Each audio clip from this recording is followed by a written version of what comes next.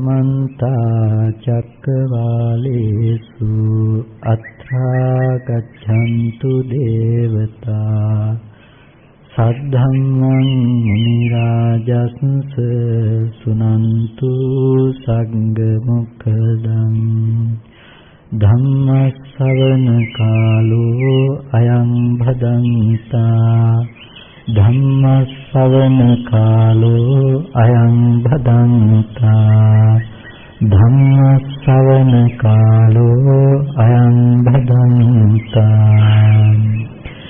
नमो तस्स भगवतो अरहतो सम्मा सम्बुद्धस्स नमो तस्स भगवतो अरहतो सम्मा सम्बुद्धस्स नमो तस्स भगवतो अरहतो सम्मा सम्बुद्धस्स।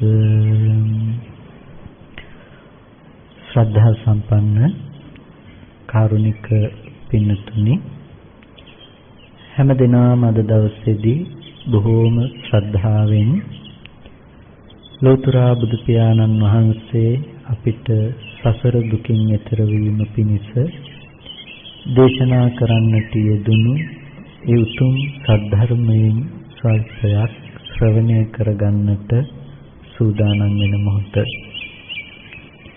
පින්නතුනි, බුදුරජාණන් වහන්සේ අපිට දේශනා කරන්නට යෙදුනා කතමෝ ඒකෝ ධම්මෝ බහුකාරෝ, මේ ලෝකෙ මහත්ම බොහෝම උපකාර පිණිස පවතින එකම ධර්මය මොකද්ද?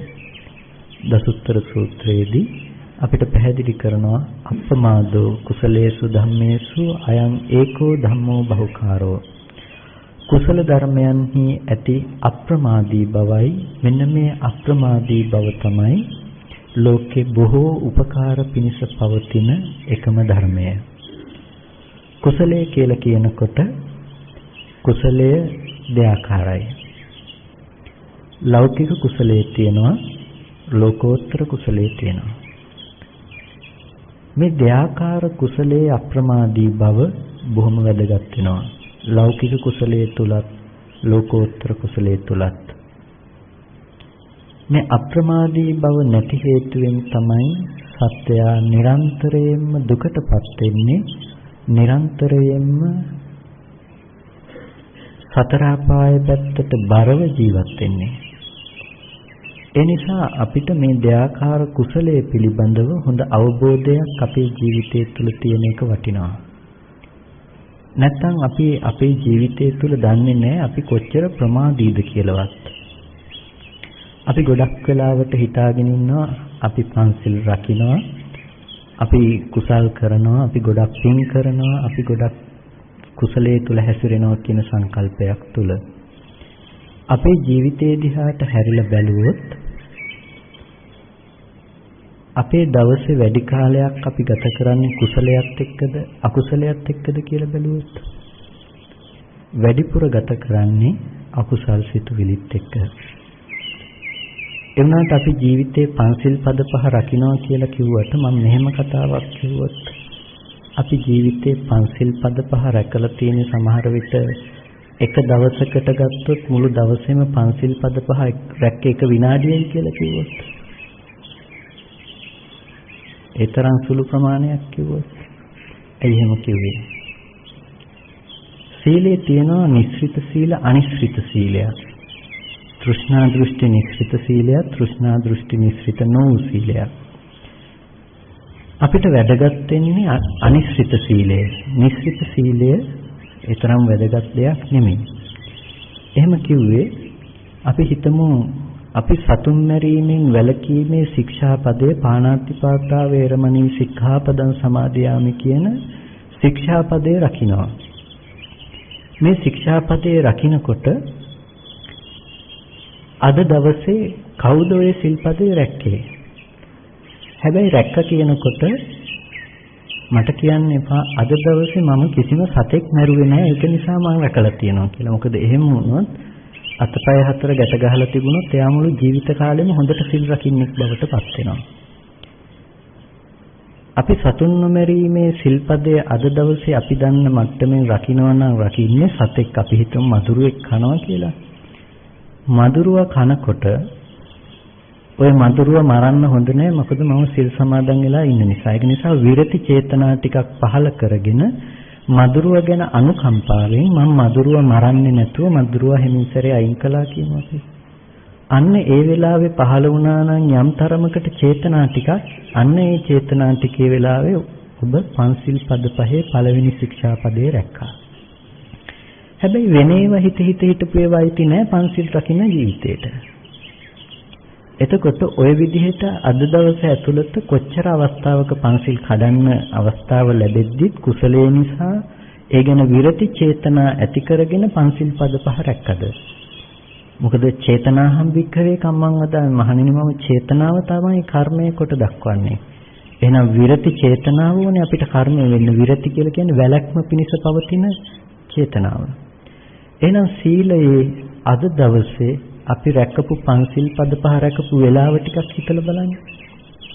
කොච්චර සුළු වෙලාවක් වෙන්න පුළුවන්ද ඒක? එතකොට අපි ජීවිතේ වැඩි කාලයක් ගත කරන්නේ පන්සිල් රකිමින්ද නොරකිමින්ද? අපි වැඩි කාලයක් ඉන්නේ නොරකිමින්. එවනට බුදුරජාණන් වහන්සේ අපිට දේශනා කළේ ඔතනින් සිල්වත් වෙන එක නෙමෙයි. ඊට වඩා මහ ගැඹුරු, ඊට වඩා මහ පෘථුල විශේෂයකට පැතිරුණු සීලයක් අපිට දේශනා කළා. ඒ සීලය තුල මේ මොහොතේදීත් මේ දැනුත් මට පන්සිල් පද පහ රකින්න වෙනවා. මේ වෙලාවේදීත් මට පාණාතිපාතාව රකින්න වෙනවා. කොහොමද? ලෞකික කුසලයේ පැත්තෙන් ගත්තොත් එයාට නිහිත සත්තෝ නිහිත දණ්ඩෝ ලජ්ජී දයාපන්නෝ කියලා බුදුරජාණන් වහන්සේ දේශනා කළේ. නිහිත සත්තෝ බහා තබන ලද ශස්ත්‍ර ඇත්තේ ආයුධ බහා තබලා දඬු මුගුරු බහා තබලා නිහිත දණ්ඩෝ ලජ්ජී දයාපන්නෝ ඒ වගේම ද්වේෂ සහගත සිතෙත් ලැජ්ජා බවට පත් වෙමින් දයා සිත ඇති කරගැනීමෙන් ලජ්ජී දයාපන්නෝ සබ්බ පාන භූත හිතානුකම්පී විහෙරති සියලුම සත්‍යයන් කෙරෙහි හිතානුකම්පීව වාසය කරනවා. එතකොට දැන් එයාට සිල්පදේ රකින්න යනකොට දැන් දවසේම මෛත්‍රී චේතනාවක් පතුරවන්න තියෙනවා සියලුම සත්‍යයන් විශේෂයි පැතුරුණු මෛත්‍රී චේතනාවක්. ඒක තමයි මේ ශාසනයේ තියෙන ලෞකික සීලය. ඒකටත් කිව්වේ නෑ අනිශ්චිත සීලය කියලා. තව තියෙනවා. ඔය මට්ටමින් සිල්වත් වෙන කෙනාට එතනින් එහාට සීලයක් පෙන්නනවා. ඒ කොහොමද? මේ ලෝකේ යම් කෙනෙක් සතෙක් මරන්නේ යම් සංයෝජනයක් නිසා නම් අන්න ඒ සංයෝජනේ දුරු කර ගැනීම පිණිස ඔහු වෙහෙසෙනවා. මේ ලෝකේ යම් කෙනෙක් සතෙක් මරන්නේ යම් සංයෝජනයක් නිසා නම් ඒ සංයෝජනේ දුරු කර ගැනීම පිණිස ඔහු වෙහෙසෙනවා, උත්සාහවත් වෙනවා. ඒ කෙනාට කියනවා මේ ශාසනයේ විදිහට සීලය රකින්නේ. එතකොට දැන් අපිට සීල් රකින්න තියෙන මොකද්ද? සතෙක් මැරෙන සංයෝජනේ දුරු කරන්න වෙනවා අපිට. පින්නතුනේ ඇයි අපි සතෙක් මරන්නේ? මොන සංයෝජනේ නිසාද? සතෙක් මරණ මොහොත දිහා අපි බැලුවොත්, ඒ මොහොතේ තියෙන සංයෝජනේ දිහා අපි බැලුවොත්, අපි සතෙක් මරන්නේ සක්කාය දිට්ඨිය නැතිනම් ආත්ම සංකල්පයක් නිසා. අපි කිව්වොත් මදුරුව කනකොට ඔය පෙනෙන රූපය ඇතුලේ මදුරුවෙක් ජීවයක් සත්වයක් ඉන්නවා කියන සංකල්පය මත තමයි රූපායතනයේ පැත්තට අනිත් අත අරගෙන යන්නේ මරන්න. ඔය පේන රූපේ සතෙක් ඉන්නවා. ඔය සතා මරන්න පුළුවන් අපිට. ඒකට දැන් සක්කාය දිට්ඨිය තමයි සංයෝජනය උනේ. එහෙනම් බුදුරජාණන් වහන්සේ අපිට පෙන්වන සිල්වතෙක් වෙනවා නම් අන්න ඔය සක්කාය දිට්ඨිය දුරු කර ගැනීම පිණිස උත්සාහවත් වෙන්න. දැන් පන්සිල් පද පහ රකින්න ගියාට පස්සේ දැන් අපිට තියෙනවා අනවතරයෙන් කරන්න වැඩක්. ඒ තමයි සක්කාය දිට්ඨිය දුරු කරගන්න. අපිට හැම වෙලාවකදීම පන්සිල් පද පහ කැඩෙන මානසික මට්ටම දිහා බැලුවොත්, අපායගාමී අකුසලයේ දිහා බැලුවොත්, ඒ හැම තැනකටම මූලික පදනම වෙන්නේ සත්පුද්ගල ආත්ම සංකල්පය. මේ රූපය ඇතුලේ කෙනෙක් ඉන්නවා, සත්වයෙක් ඉන්නවා සහ බාහිර රූපේ සත්වයෙක් කෙනෙක් ඉන්නවා කියන සංකල්පය. දැන් එතකොට ඔන්න ඔය සංකල්පයේ දුරු වෙන විදිහට අපිට ප්‍රතිපදාව වඩන්න තියෙනවා. එයා තමයි පාණාතිපාතා ශික්ෂාපදේ මේ ශාස්ත්‍රයේ විදිහට හරියට රකින්නේ. එයා දැක්ක මූලිකම හේතුුනේ සක්කාය දිට්ඨිය නැමැති මේ සංයෝජනය. ඒ සංයෝජනය දුරු විය යුතුයි මම සිල් රකින්න නම්. එහෙනම් මට බාහිර පෙනෙන රූපේ සත්වයක් හිටියා. ඉන්න සත්වයා මරන්න තමයි මම උත්සාහවත් උනේ. එහෙනම් සත්වයාගෙන් මිදිය යුතුයි කියන තැනකින් එයාට නුවණක් තියෙනවා. අපි කිව්වොත් ඔක කතාවත් උපකරණයේදී හොඳ ප්‍රශ්නයක් අහනවා. මේ ලෝකයක පුද්ගලයෙක් ඉන්නවා සත්තු ගැන හරි කරුණාවන්තයි. මේ සත්තු ගැන හරි කරුණාවන්ත කෙනාට මරන්න කියලා සතෙක් හම්බෙනවා. සතෙක් හම්බුනහම මෙයාගේ තියෙන කරුණාව නිසාම සීලය නිසාම මෙයා සතෙක් මරන්නේ නැහැ. ඒ වගේම තව කෙනෙක් ඉන්නවා. එයාටත් මරන්න කියලා සතෙක් හම්බෙනවා. ඒ කෙනා කරුණාව නිසා නෙමෙයි. එයාට සත්තු හම්බෙන්නේ නැති මනසක් නිසා එයා සත්තු නොමර ඉන්නවා. අපි සාමාන්‍ය වචනෙන් කිව්වොත් කෙනෙක් ඉන්නවා සත්තු හම්බෙනවා කරුණාව නිසා සත්තු නොමර ඉන්නවා. කෙනෙක් ඉන්නවා සත්තු හම්බෙන්නේ නැහැ. හම්බෙන්නේ නැති නිසා මරන්නෙත් නැහැ. මේ දෙන්නගෙන් කවුද ශ්‍රේෂ්ඨ කියලා අහනවා. සත්තු කරුණාව නිසා නොමරන කෙනාද එහෙමත් නැත්නම් සත්තු හම්බෙන්නේ නැති කෙනාද ශ්‍රේෂ්ඨ කියලා අහනවා. එතකොට ප්‍රශ්නේ විසඳන්නේ සත්තු හම්බෙන්නේ නැති කෙනා ශ්‍රේෂ්ඨයි කියන තැනින්. සත්තු හම්බෙන්නේ නැහැ කියලා කිව්වේ එයාගේ ඉස්සරහට මරන්න සත්තු හම්බෙන්නේ නැහැ කියන පැත්තෙන් ඒ දැක්මෙන් නෙමෙයි. යම් සංයෝජනයක් නිසා නම් පෙනෙන රූපයේ තුල සත්‍යයක් ඉන්නවා පුද්ගලයෙක් ඉන්නවා කියන දෘෂ්ටිය පවතින්නේ. අන්න ඒ දෘෂ්ටිය සක්කාය දිට්ඨිය එයාට දුරුයි. අන්න ඒ නිසයි ඒ කෙනා ශ්‍රේෂ්ඨයි කිව්වේ. කරුණාව පැවතුනක් තතන එයා කරුණාව පැවැත්වුවේ ජීවත් වෙන සත්‍යයක් පුද්ගලයෙක් පිළිබඳව. එහෙනම් ඒ කරුණාවට මෛත්‍රිය හික්මන මට්ටමේ තියෙන කරුණාවක් මෛත්‍රිය. මේ කෙනා ආර්ය ශ්‍රාවකෙක් ඇත්ත දැකපු කෙනෙක්. එතකොට මෙතන දෙපැත්තක් තියෙනවා. ලෞකික කුසලයයි ලෝකෝත්තර කුසලයයි කිව්වේ ඔන්න ඔය කාරණා දෙකට. ලෞකික කුසලය කියලා කිව්වා තියෙන දේ මත සංවර වෙන එකට, තියෙන දේ මත අලෝභ ද්වේෂ සමෝහ වඩන එකට, දන් දෙන එක, සිල් රකින්න එක, භාවනා කරන එකත් අද දවසේ ඕකට කියනවා ලෞකික කුසලය කියලා. එහෙනම් ලෝකෝත්තර කුසලය හැම වෙලාවකදීම වැටෙන්නේ ලෞකික සත්පුද්ගල ඇති දේ මත වඩන දෙයක් නෙමෙයි.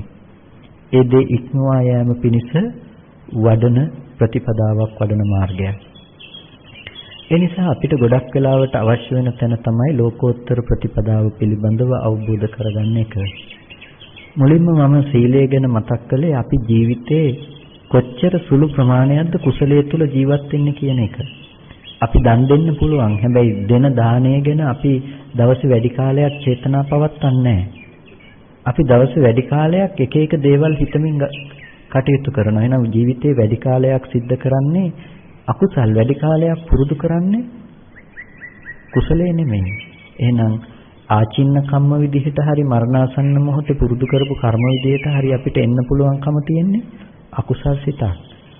එහෙනම් අපේ ගතියේ ඒ තරම් සුබදායක තැනක නෑ. ඒ නිසා තමයි අප්‍රමාදී විය යුතු වෙන්නේ.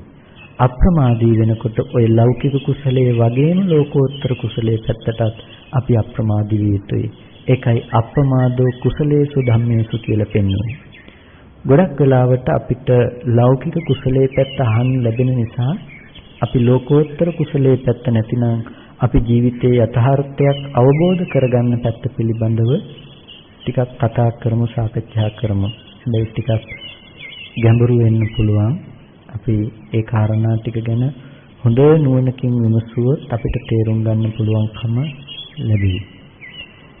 මම හිතනවා මෙතන බොහෝ දෙනෙක් පහුගිය දේශනාවට සම්බන්ධ වෙන්නේ නැති කියලා. එතකොට ඒ දේශනාවෙන් අපි ගොඩක් කරුණු කාරණා ගොඩක් සාකච්ඡා කරන්නට යෙදුණා. ඒ කාරණා ටිකත් අනුසාරයෙන්ම අපි කතා කළොත් බොහෝ දිනකට ලොකු අර්ථයක් සිද්ධ කරගන්න පුළුවන්කම තියෙනවා. බුදුරජාණන් වහන්සේ අපිට දේශනා කළා දුකත් දුක්ඛ සත්‍යයක් කියලා කාරණාවක් මම එදා දවසේ විග්‍රහ කළා. දුක සහ දුක්ඛ සත්‍ය කියලා කාරණා දෙකක් තියෙනවා. දුකත් දුක්ඛ සත්‍යයත්. දුක කියලා කිව්ව මොකද්ද? ලෝකෙ තුල අපිට කායික දුකක් තියෙනවා නම් හිතට එන දුකක් තියෙනවා නම් මේ කායික දුක හිතට දැනෙන දුක මේ දෙකට කිව්වා දුක කියලා. මේ කයට දැනෙන දුකයි හිතට දැනෙන දුකයි ඒක දුක්ඛ සත්‍ය නෙමෙයි. එතකොට දුක්ඛ සත්‍ය කියලා පෙන්වුවා යම් කායික දුකක් තියෙනවා නම් හිතට දැනෙන දුකක් තියෙනවා නම් මේ දුක අතහැරලා ලෝකේ තවත් දුකක් තියෙනවා නම් ඒක තමයි දුක්ඛ සත්‍ය කියලා. මේ අපි දුක ගැන කතා කරන තැන නෙමෙයි. මොකද බුදුරජාණන් වහන්සේ අවබෝධ කරගත්තේ පුබ්බේ අනනුස්සුතේසු ධම්මේසු චක්ඛුං උදපාදි. පෙර නොයසූ විරු ධහමක තමයි ධම්මස පහල කරගත්තේ. එහෙනම් ඊට කලින් මේ ධම්මස පහල වෙලා තිබුණේ නැහැ, අහලා තිබුණේ නැහැ. එහෙනම් අවබෝධ කරගන්න අවශ්‍ය වෙන්නේ වෙනදත් දැනගෙන හිටපු කයට දැනෙන දුකයි හිතට දැනෙන දුකයි නෙමෙයි. එතනින් එහා ගියපු දුකක්, දුක්ඛාර්ය සත්‍යයක්. ඒ දුක්ඛාර්ය සත්‍ය තමයි අපි තේරුම් ගන්න එක වටින්නේ.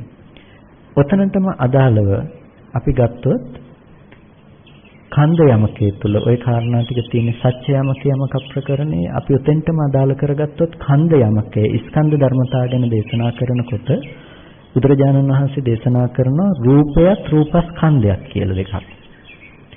රූපයත් රූපස්කන්ධයක් කියලා දෙකක් පෙන්නනවා. එතනදී ප්‍රිය රූපය, සාත රූපය, රූපයි රූපස්කන්ධ නෙමෙයි. රූපස්කන්ධේ රූපත්තේ රූපස්කන්ධත්තේ කියලා කාරණාවක් විග්‍රහ කරනවා.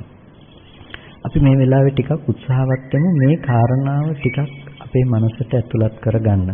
දුකක් දුක්ඛ සත්‍යයක් කියපු දෙයට අදාළවම රූපයත් රූපස්කන්ධයක් කියපු දේ. රූපයත් රූපස්කන්ධයක් කියලා අපිට විග්‍රහ කළේ රූපය කියනකොට ප්‍රිය රූපය, සාත රූපය. ප්‍රියයි සාතයි කියුවේ මොකද්ද? සාත කියන්නේ සැපසහගත කියන එක. කැමැති සැපසහගතයි. එතකොට දැන් ප්‍රිය රූප, සාත රූප අපිට ලෝකෙ තුල හම්බෙනවා. හම්බෙන ප්‍රිය රූප, සාත රූප තමයි අපි ලෝකෙ හැමදාම ගවේෂණය කරන්නේ, පරිශ්‍රණය කරන්නේ.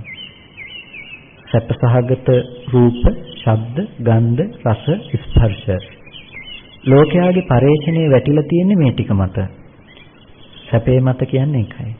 ඒකට ප්‍රිය රූප, සාත රූප කියන එක හැම මොහොතකදීම අපි විඳින මනස දිහා අපිට අවබෝධ කරගන්න වෙනවා.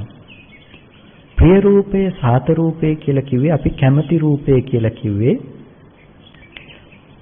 අපි හිතමු අපි කැමති අපේ අම්මට අපි බොහොම කැමතියි.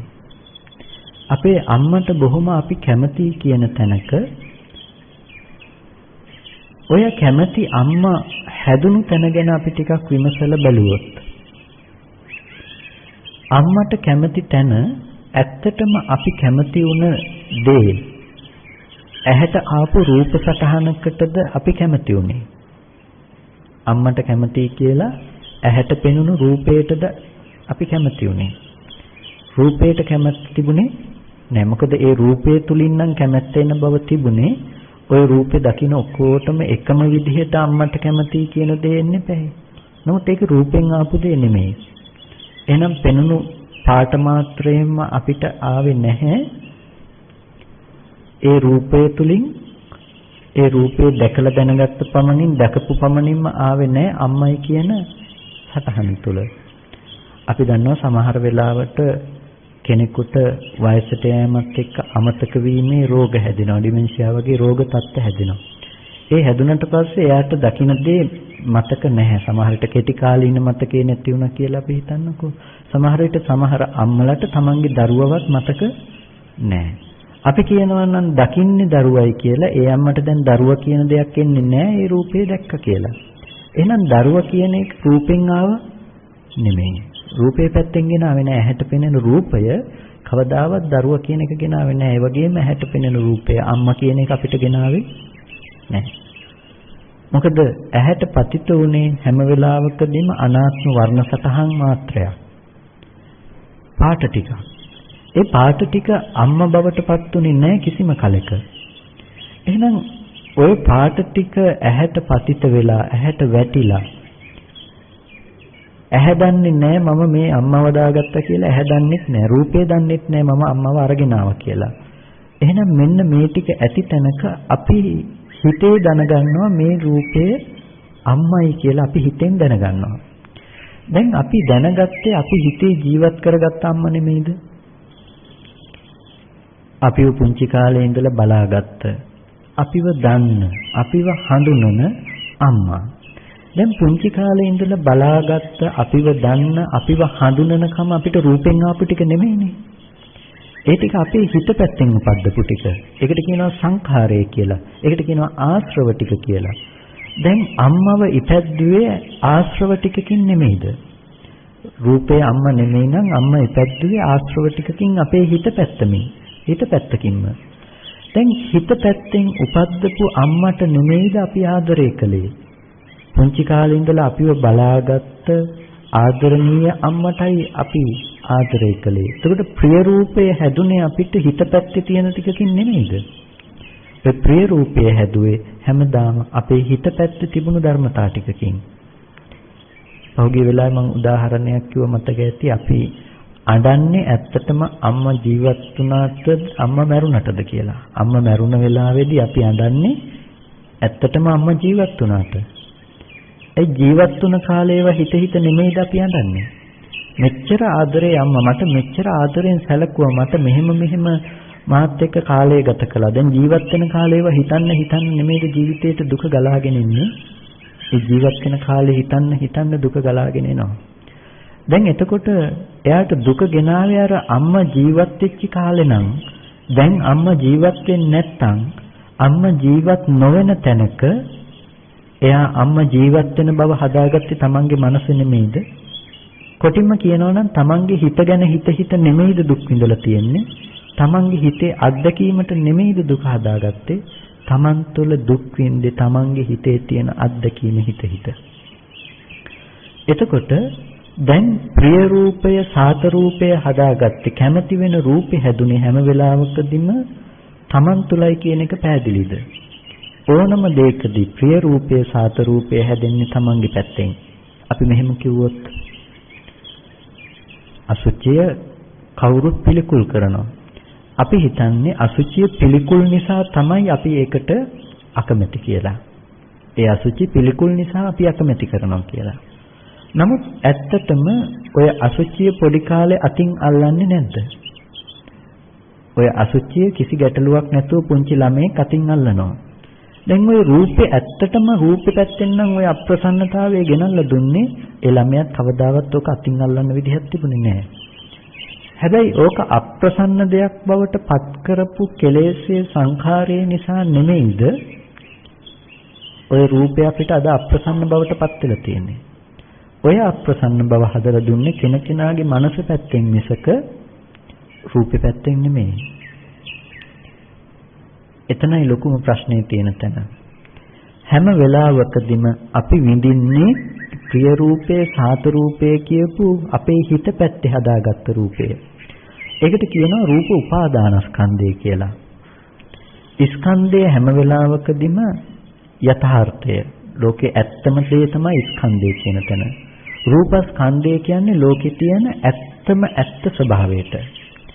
රූපය කියලා කියන්නේ නැතිනම් රූප උපාදානස්කන්ධය කියලා කියන්නේ එතන අපි හදාගන්න ටිකට. එතකොට රූපස්කන්ධයයි රූපයයි කියනකොට දැනගන්න ඕනේ යථාර්ථයක් ඇති තැනක අපි හදාගත්ත දේ ගැන. හැබැයි යථාර්ථය හැමදාම හැම වෙලාවකදීම පවතින දේ නෙමෙයි.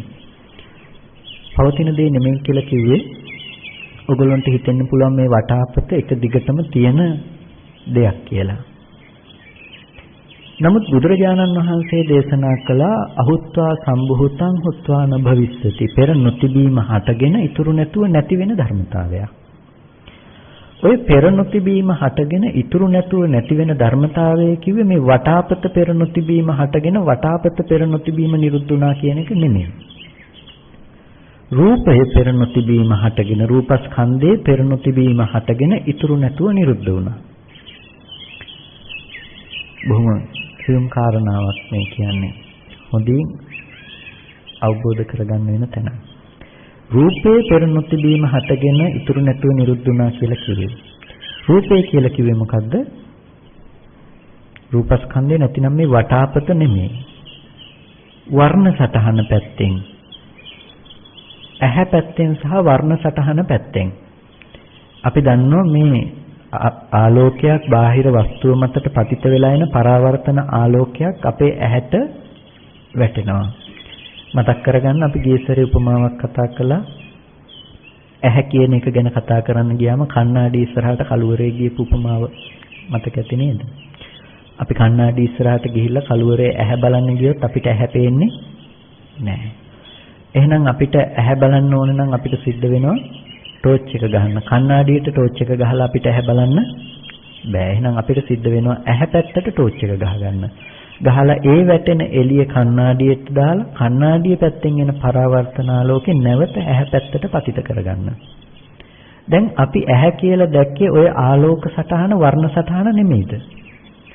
පාට ටික. එතකොට ওই පාට ටික කවදාවත් ඇහැවුනේ නැහනේ. ටෝච් එළිය ඇහැවුනේ නෑ. ආලෝකයේ වර්ණ සටහන ඇහැවුනේ නෑ.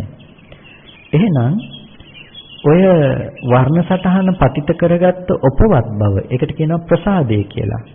ඔය ප්‍රසාදය ඇහැවුනේ දෙයක් වටාපත උනේ නෑ. වර්ණ සටහන පාට ටික වටාපත උනේත් නෑ. ප්‍රසාදේ වටාපත උනේ නෑ. එහෙනම් ඔය දෙක වැය වුණු තැනක ඔය සිද්ධිය වැය වුණු තැනක වැය වුණා කියන්නේ ඉවර වුණාට පස්සේ ඔය සිද්ධිය නැති වුණාට පස්සේ අපි වටාපත කියලා මේ විදිහේ රූපයක් මේ විදිහේ සටහනක් තියෙන්නේ මොකේද කියලා අපි හිත පැත්තෙන් ඇසුරු කරලා හිත පැත්තෙන් අවුස්සලා බලනවා. හිතේ තියෙන දේ තමයි අපි හැමදාම දැනගන්නේ.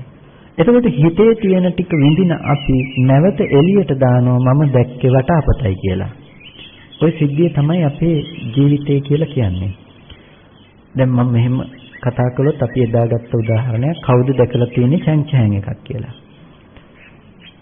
අපි කිව්වා කවුද දැකලා තියෙන්නේ චැන්චෑන් එකක් කියනකොට කවුරුත් හිතියේ නැහැ චැන්චෑන් එකක් දැකපු. මොකද ඒක හදලා කියපු දෙයක් නිසා. දැන් චැන්චෑන් එකක් කියනකොට ඕගොල්ලන්ට සිහිපත් වුණා මේ කියන්නේ එදා කියපු උදාහරණේ තමයි කියලා. දැන් සද්දේ ආරම්භය මේ ඇහුනේ එදා අහපු සද්දෙද නැතිනම් අලුතෙන් ඉපදුණු හේතු ටිකක්ද? අලුතෙන්ම ආපු සද්දේ ආරම්භය ඔබ දැනගත්තේ එදා කියපු උදාහරණෙම අදත් කියනවා කියලා නෙමෙයිද? දැන් එහෙනම් එදා වචනේ කතා නොකරපු අලුතෙන්ම හේතු ටික හැදුණු තැනක ඇයි අපි අපේ හිත පැත්ත ඇසුරු කරන ගමන් හිතේ තියෙන එක බාහිරට දැම්මේ? මේ කියන්නේ අපි දන්න වචනේ කියලා කතා කළේ අපි දන්න උදාහරණ කියලා කිව්වේ ඇයි? අන්න ඒක තමයි අපේ තියෙන අවිද්‍යාව, අපේ තියෙන නොදන්නකම. ඇහැට පේන රූපෙත් ওই සිද්ධියම තමයි. අලුතෙන්ම හේතු ටික හැදිලා එනකොට අපි අසුරු කරන්නේ තනි කරම අපේ තියෙන කුණු ගොඩ පැත්ත. සංඛාරය කියලා කියන්නේ අපි කිව්ව කුණු ගොඩක්. සංඛාරය කියලා කියන්නේ කුණු ගොඩක්. කුණු ගොඩක් කියන සංඛාරය කියන පාලි වචනයට තේරුම් ගොඩක් තියෙනවා. ඒකෙන් එක තේරුමක් තමයි සංකලිත නැතිනම් සංඛාර කියලා කියන්නේ මේ රැස් කරලා තියෙන කුණු ගොඩකට. එතකොට කුණු ගොඩ කියන එකත් හොඳට ගැලපෙන දෙයක්. මොකද අපි හැමදේම රැස් කරගත්ත දෙයක් බවට පත් වෙනවා. හැම මොහොතක් ගානේ රැස් කරගන්න දේ. ඒ කුණු ගොඩ අවුස්සලා අපි බලනවා මොකේද අර ආපු සටහන තියෙන්නේ. කුණු ගොඩෙන් ගෙනල්ලා දෙන දේ තමයි අපි දැනගන්නේ.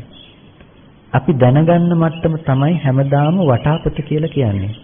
එහෙම නැත්නම් දකින මට්ටම නෙමෙයි. දකින මට්ටම නෙමෙයි හැමදාම වටාපත කියලා කියන්නේ. දැන් මම ඔබෙන් ප්‍රශ්නයක් අහුවොත් මේ පේන වටාපත කාටත් පේනවා. ඒ වගේම මම ඕගොල්ලෝගෙන් අහුවොත් එහෙම මේ වටාපතේ තියෙන මේ ඉරිගාන ඕගොල්ලෝ දැක්කද කියලා අහුවොත් කීයක් තිබුණද දැක්කද කියලා අහුවොත් ඕගොල්ලෝ මොනවා කියයිද? දැන් නෙමෙයි පස්සේ වෙලාවක අහන්නේ. වටාපත ළඟ නැති වෙලාවක. අපිට දැනගන්න පුළුවන් නේද? අපිට දැනගන්න හම්බ වෙන්නේ නැහැ. එතකොට එහෙම නැතිනම් මම ඕගොල්ලෝගෙන් අහුවන වටාපතේ මෙතනට එන කීයක් ගහලා තිබුණද කියලා අහුවොත් ඕගොල්ලෝ ඒක කියන්න වෙන්නේ නෑ. දැන් අහපු නිසා කියයි. නමුත් නැත්තම් කියන්න වෙන්නේ නෑ. දැක්කේ නැද්ද? දැක්කා. කවුරුත් දැක්කා. නමුත් දැනගත්තේ නෑ. දකින්න එකයි දැනගන්න එකයි දෙකක්. දකින්න එකයි දැනගන්න එකයි සම්පූර්ණම කාරණා දෙකක්. එතකොට දකින්න එක තමයි බුදුරජාණන් වහන්සේ දිත්තේ දිත්තමත්තන් කියලා කිව්වේ. දකින්න සිද්ධිය තුල ඇත්තේ නැහැ දැනගන්න බව. දකින්න සිද්ධිය තුල ඇත්තේ නැහැ දැනගන්න බව. දකින්නවා කිව්වේ කොතෙන්ද? හරියටම වර්ණ සටහන ඇහැට වැටෙන මොහොතට කිව්වා දකින්න අවස්ථාව. දැනගත්තේ නැහැ එතන. එහෙනම් දැනගත්තේ කොහෙන්දද? දැනගත්තේ හිතේ තියෙන කුණුගොඩ අවුස්සල තමයි හිතේ තියෙන ටික දැනගත්තේ. ඔයගොල්ලන්ට මේ ඇන දෙක දැක්කට දැනගන්න උනේ නෑ වගේ අන්න ඔය නොදන්නා ඇන දෙක තිබුණු තැන වගේම තමයි හැම මොහොතකම අපි දකින අවස්ථාව. අපි දන්නේ නෑ. දකින මොහොත අපි දන්නේ නෑ. අපිට එතන කවදාවත් එතන සිහිය පවත්වන්න බෑ. අපිට පවත්වන්න පුළුවන් මේ ටික ඉතුරු නැතුව නැති වෙලා අපි දැනගන්නවා වටාපත කියලා අපේ හිතේ හදාගන්න දෙයක්. අන්න ඔය හිත පැත්තෙන් හදාගන්න වටාපත කියන දෙයට තමයි අපි ආස කරන්නේ. තණ්හා කරන්නේ, ආස කරන්නේ, කැමති වෙන්නේ වටාපත කියන ඔය හිතේ තියෙන සටහනට. දැන් එළියෙන් එන සටහන ගැලපෙන්නේ නැති වුණොත් එහෙම ඔය හිතේ තියෙන එකට ජීවිතේට දුක ගලාගෙන එනවා. මම කිව්වද අර පොඩි හාමුදුරු කෙනෙක් ගෙදර ගියපු උදාහරණයක් කිව්වද? සෙනසනේ හිටපු එක පොඩි හාමුදුරු කෙනෙක් අවුරුදු 5කට විතර පස්සේ ගෙවල් පැත්තේ ගිහිල්ලා එන්න ඕනේ කියලා ඒ පැත්තේ යන වෙලාවක ගියා ගෙදර. ඒ තාත්තලාගෙන් පාරක් අහගෙන ගෙදරට ගිහිල්ලා ගෙදර මිදුලේ වාහනේ නතර කරනකොටත් පොඩි හාමුදුරු කියනවා මේක අපේ ගෙදර නෙමෙයි කියලා. අම්මලා තාත්තලා එළියට එනකම් පොඩි හාමුදුරු පිළිගත්තේ නෑ මේක එයාගේ ගෙදර කියලා. මොකද එයා ගියේ අවුරුදු 5කට කලින් තිබුණු ගෙදර බලන්න. දැන් වෙනස් වෙලා. දැන් ගේ අලුත් වෙලා ගේ හැඩතල වටේ පිටාව හැමදේම වෙනස් වෙලා. එයා පිළිගන්නේ නෑ මේක එයාගේ ගෙදර කියලා. ඊට පස්සේ අම්මලා තාත්තලා එළියට ආවට පස්සේ තමයි පොඩි හාමුදුරු පිළිගත්තේ මේ ආවේ තමන්ගේ ගෙදරට කියලා. දැන් එයා සේනාසනේ ඉන්නව පොඩි හාමුදුරු දැන් ජීවත් වෙන්නේ කොයි ගෙදරද? දැන් ජීවත් වෙන්නේ අලුත් ගෙදර. එතකොට දැන් ගියේ පළවෙනි පාර ගියේ එයා කලින් හිටපු ගෙදර බලාගෙන. එයා ගියේ කලින් හිටපු ගෙදරට. දැන් එළියෙන් එන සටහන හිතේ තියෙන එකට ගැලපුණේ නැහැ. ඒක නිසා එයා දැක්ක මේක දන්නේ නැහැ මේ තියෙන තැන. මේ ගෙදර නෙමෙයි. තීරණේ දුන්නේ. හදිස්සියේ හරි ඕක ආවනම් පටාචාරට ආපු විදිහටම එළියේ තියෙන රූපේ පැත්ත වෙනස් වෙලා වෙනස් වුණු තැනක හිතේ තියෙන gedara කඩාගෙන වැටිලා කියන දේ ආවනම් මොන මට්ටමකටද එයා හිතෙන් හදාගත්ත gedara කියන සටහනට ආදරය කළේ?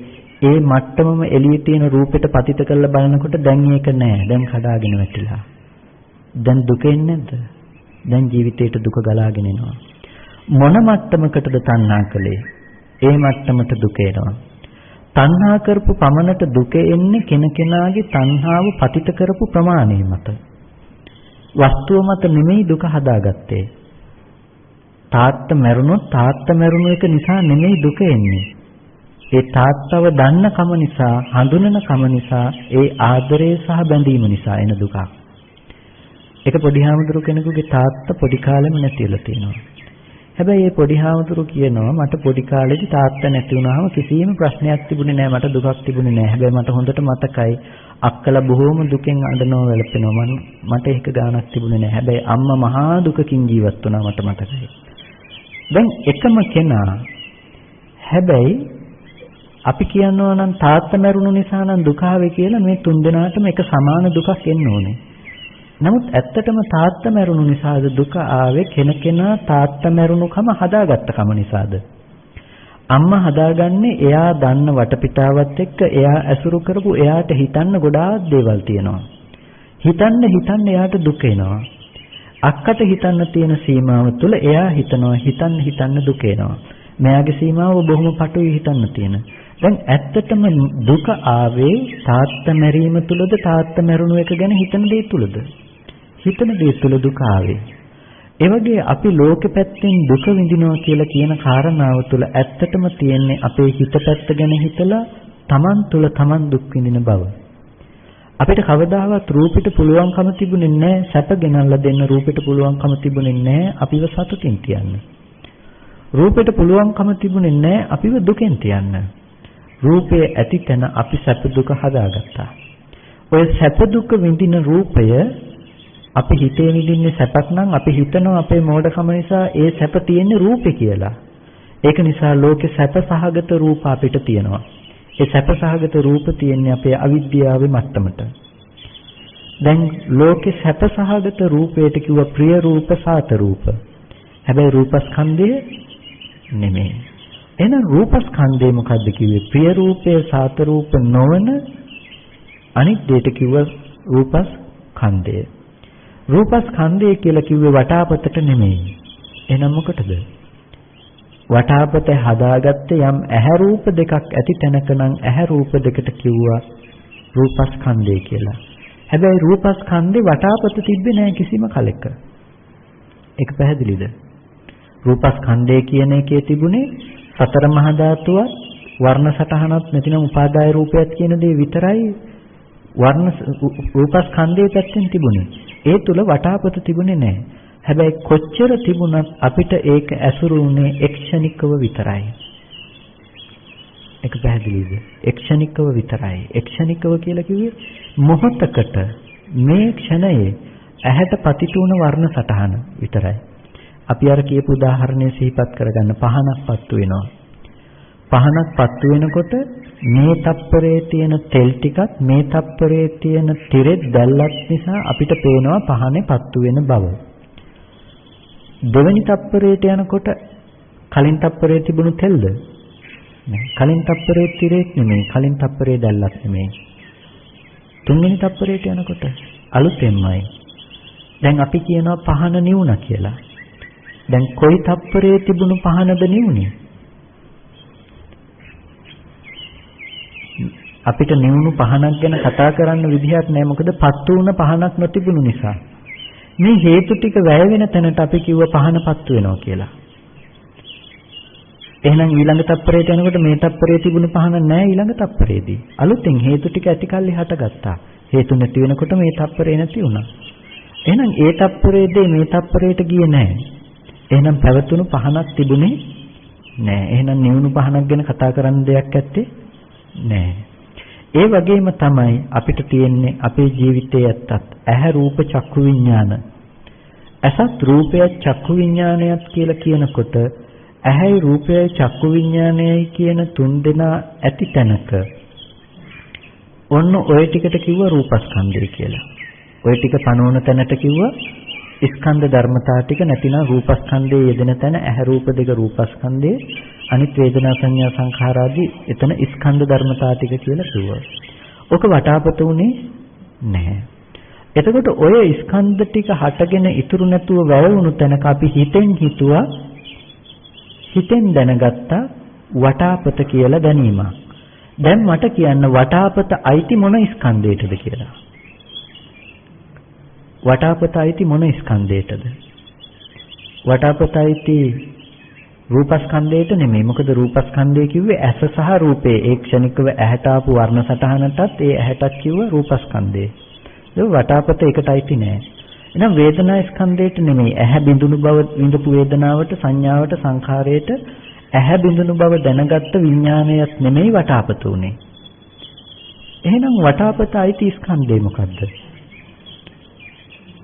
වටාපත අයිති ස්කන්ධේ නියෝජනය කළා වේදනා සංඥා සංඛාර විඥාන කියන ධර්මතා හතරකින්.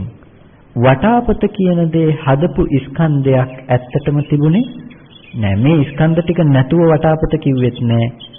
වටාපත වූ ස්කන්ධයක් වෙනම තිබුණේ නෑ. අන්න ඒකට කිව්වා රූප උපාදාන ස්කන්ධය කියලා.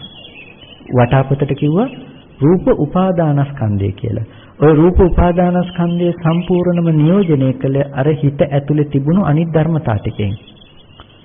එතකොට අපි ඇසුරු කරන්නේ අන්න ඔය වටාපත නොවන තැනක වටාපතක්. පැහැදිලිද? වටාපත නොවන තැනක වටාපතක්. අපි ඇසුරු කරන්නේ අපේ හිත පැත්තේ හදාගත්ත වටාපත කියන සංඥා වටාපත නොවන තැනක වටාපත. හිතේ අත්දැකීම අපි හිතනවා එළියේ තියෙන දෙයක් හැටියට. හිතේ අත්දැකීම අපි හිතනවා එළියේ බාහිර ලෝකේ තියෙන දෙයක් හැටියට. එතන තමයි අපිට වරදින තැන. ඒකට කියනවා භවය කියලා. සතර මහා ධාතුවේ ඕක තියෙනවා කියලා හිතන කමට කියනවා කාම භවය කියලා. හිතේ අත්දැකීම එළියට දාලා බලනකම. අපි ඇහැ ගැන කතා කළානේ. ඇහැට පුළුවන් වුණේ එක වර්ණ සටහනක් පතිත කරගන්න එකට විතරමයි ඇහි හැකියාව. අපි උදාහරණයක් කිව්ව පරණ රීල් එක දාන කැමරාවක නෙගටිව් පටියකින් ෆොටෝ එක ගැහුවා වගේ කියලා. ඇහැ කියන්නේ. එක නෙගටිව් පටියකින් ෆොටෝ දෙකක් ගහන්න බෑ. එකයි පුළුවන්.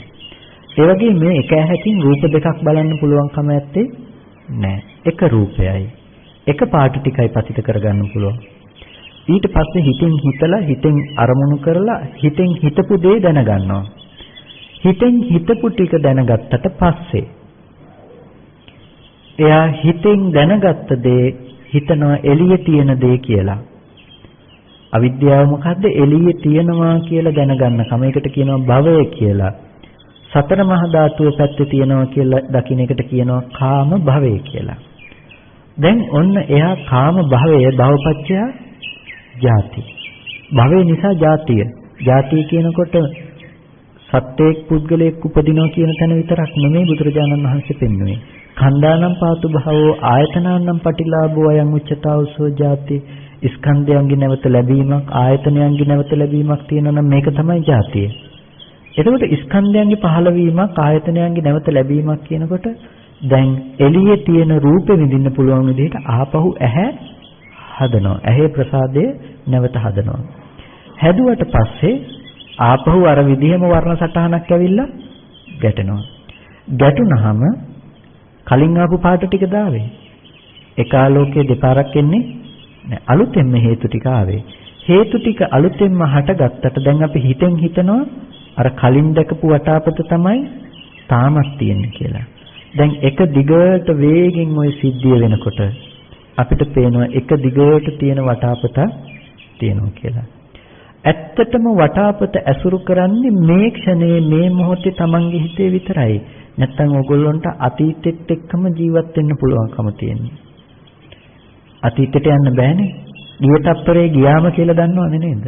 ඒ තප්පරේ ආයේ එන්නේ නෑමයි කියලා දන්නවනේ. එහෙනම් කොහොමද ගිය තප්පරේ තිබුණු වටාපත මේ තප්පරේ තියෙන්නේ? ගිය තප්පරේ ගියාමයි කියලා අපි දන්නවනේ. ගිය තප්පරේ තිබුණු වටාපත කොහොමද මේ තප්පරේට එන්නේ? ඒක කවදාවත් මේ තප්පරේට ගන්න පුළුවන් දෙයක් නෙමෙයි. මොකද හේතු ටික යෙදෙනකොට අපි ගිය තප්පරේ තිබුණු වටාපත අපේ හිතෙන් ඇසුරු කරනවා. ඔන්න ඕක තුල තමයි අපි ජීවිතේ දුක හදාගෙන විඳින මට්ටමක් කියලා කියන්නේ. ගැඹුරු වැඩිද දන්නේ නැහැ. අපි දුක හදාගෙන විඳින මට්ටමක් කියලා කියන්නේ. අපි හිතන්නකෝ අපි විඳිනවා පැයක් තිස්සේ තියෙන ඔළුව එකක්කමක්. දැන් අපි පැයක් තිස්සේ තියෙන ඔළුව එකක්කම විඳිනවානේ අපි.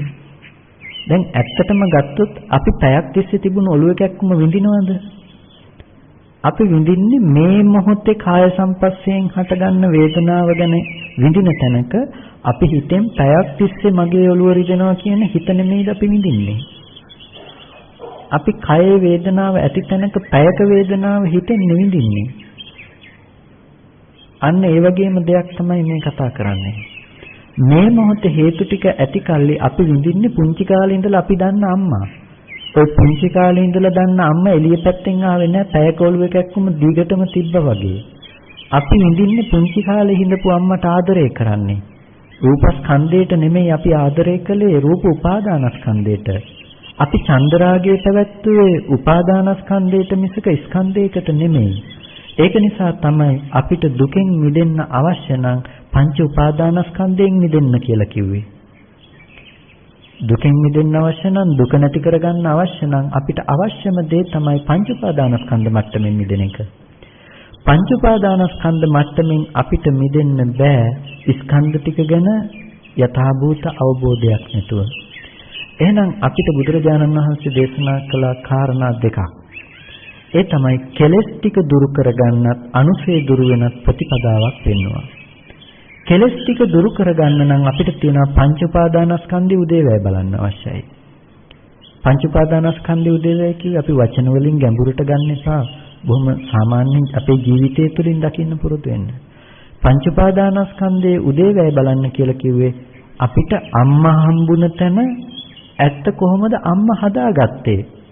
වැය කියලා කිව්වේ ඔය අම්මා ඉතුරු නැතුව නිරුද්ධ වුණ තැන මොකද්ද?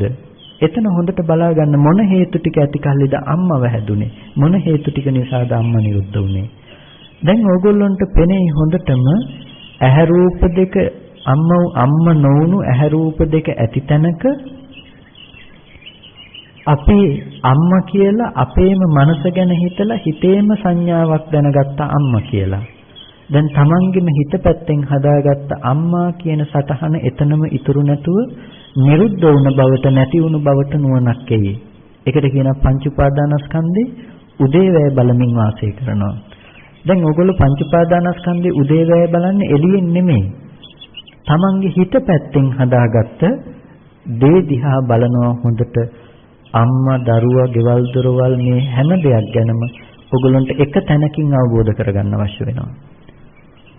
මේ ලොකු අර්ථයකින් කියන්නේ. ඒ කියන්නේ දැන් මේ ටික කතා කරනකොට ඕගොල්ලන්ට අන්තිමේටම තියෙන්න බෑ විදර්ශනා කරන්න මහා ලොකු ලෝකයක්.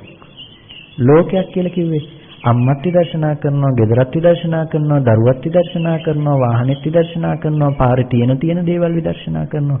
ඕක කවදාවත් ඕක කරලා නම් ඉවර කරන්න පුළුවන් කමක් නැත්තේ. නෑ මුළු මොහොතේම වතුර බිබී යන්න අවශ්‍ය නෑ මොහොතේ වතුර ලුණු රසයි කියන්න.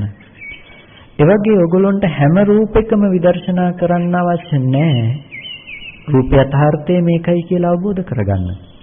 එහෙනම් එක තැනකින් දැක්ක නුවණ භාවිත කරන්නට අවශ්‍ය වෙනවා. වතුර ටිකක් අරගෙන බිව්වහම අපිට ජීවිතයේ අවබෝධයක් තියෙනවා මේ මුළු මොහොතේම වතුර ලුණු රසයි කියලා හැම තැනකින්ම බිබී බලන්න ඕන. ඊට පස්සේ අපි අවබෝධය තුලින් ඒ ලබාගත් නුවණින් මුළු මුහුද දිහාම බලනවා.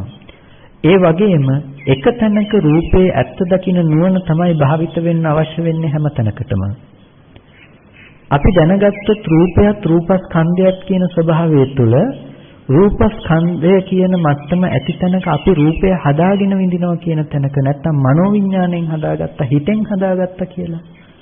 අපි අම්මා කියලා ඇසුරු කරන්නේ අපි දන්න අම්මා කියලා හිතේ අපි ගොඩනගාගත්ත අම්මා කියලා ගත්තොත් අපි දරුවා කියලා ඇසුරු කරන්නේ අපි දන්න අපි හඳුනන පුංචි කාලේ ඉඳලා මේ දරුවා මගේ කියලා ගත්ත සතහන් මාත්‍රයෙන් මිසක පුංචි කාලේ ඉඳලා දන්නකම මිසක අපි ඇසුරු කරන්නේ වෙනත් දෙයක් නෙමෙයි. ඒකනේ සමහර විට අම්මට දරුවා අඳුන ගන්න බැරි වෙන්නේ ලෙඩක් හැදුනහම.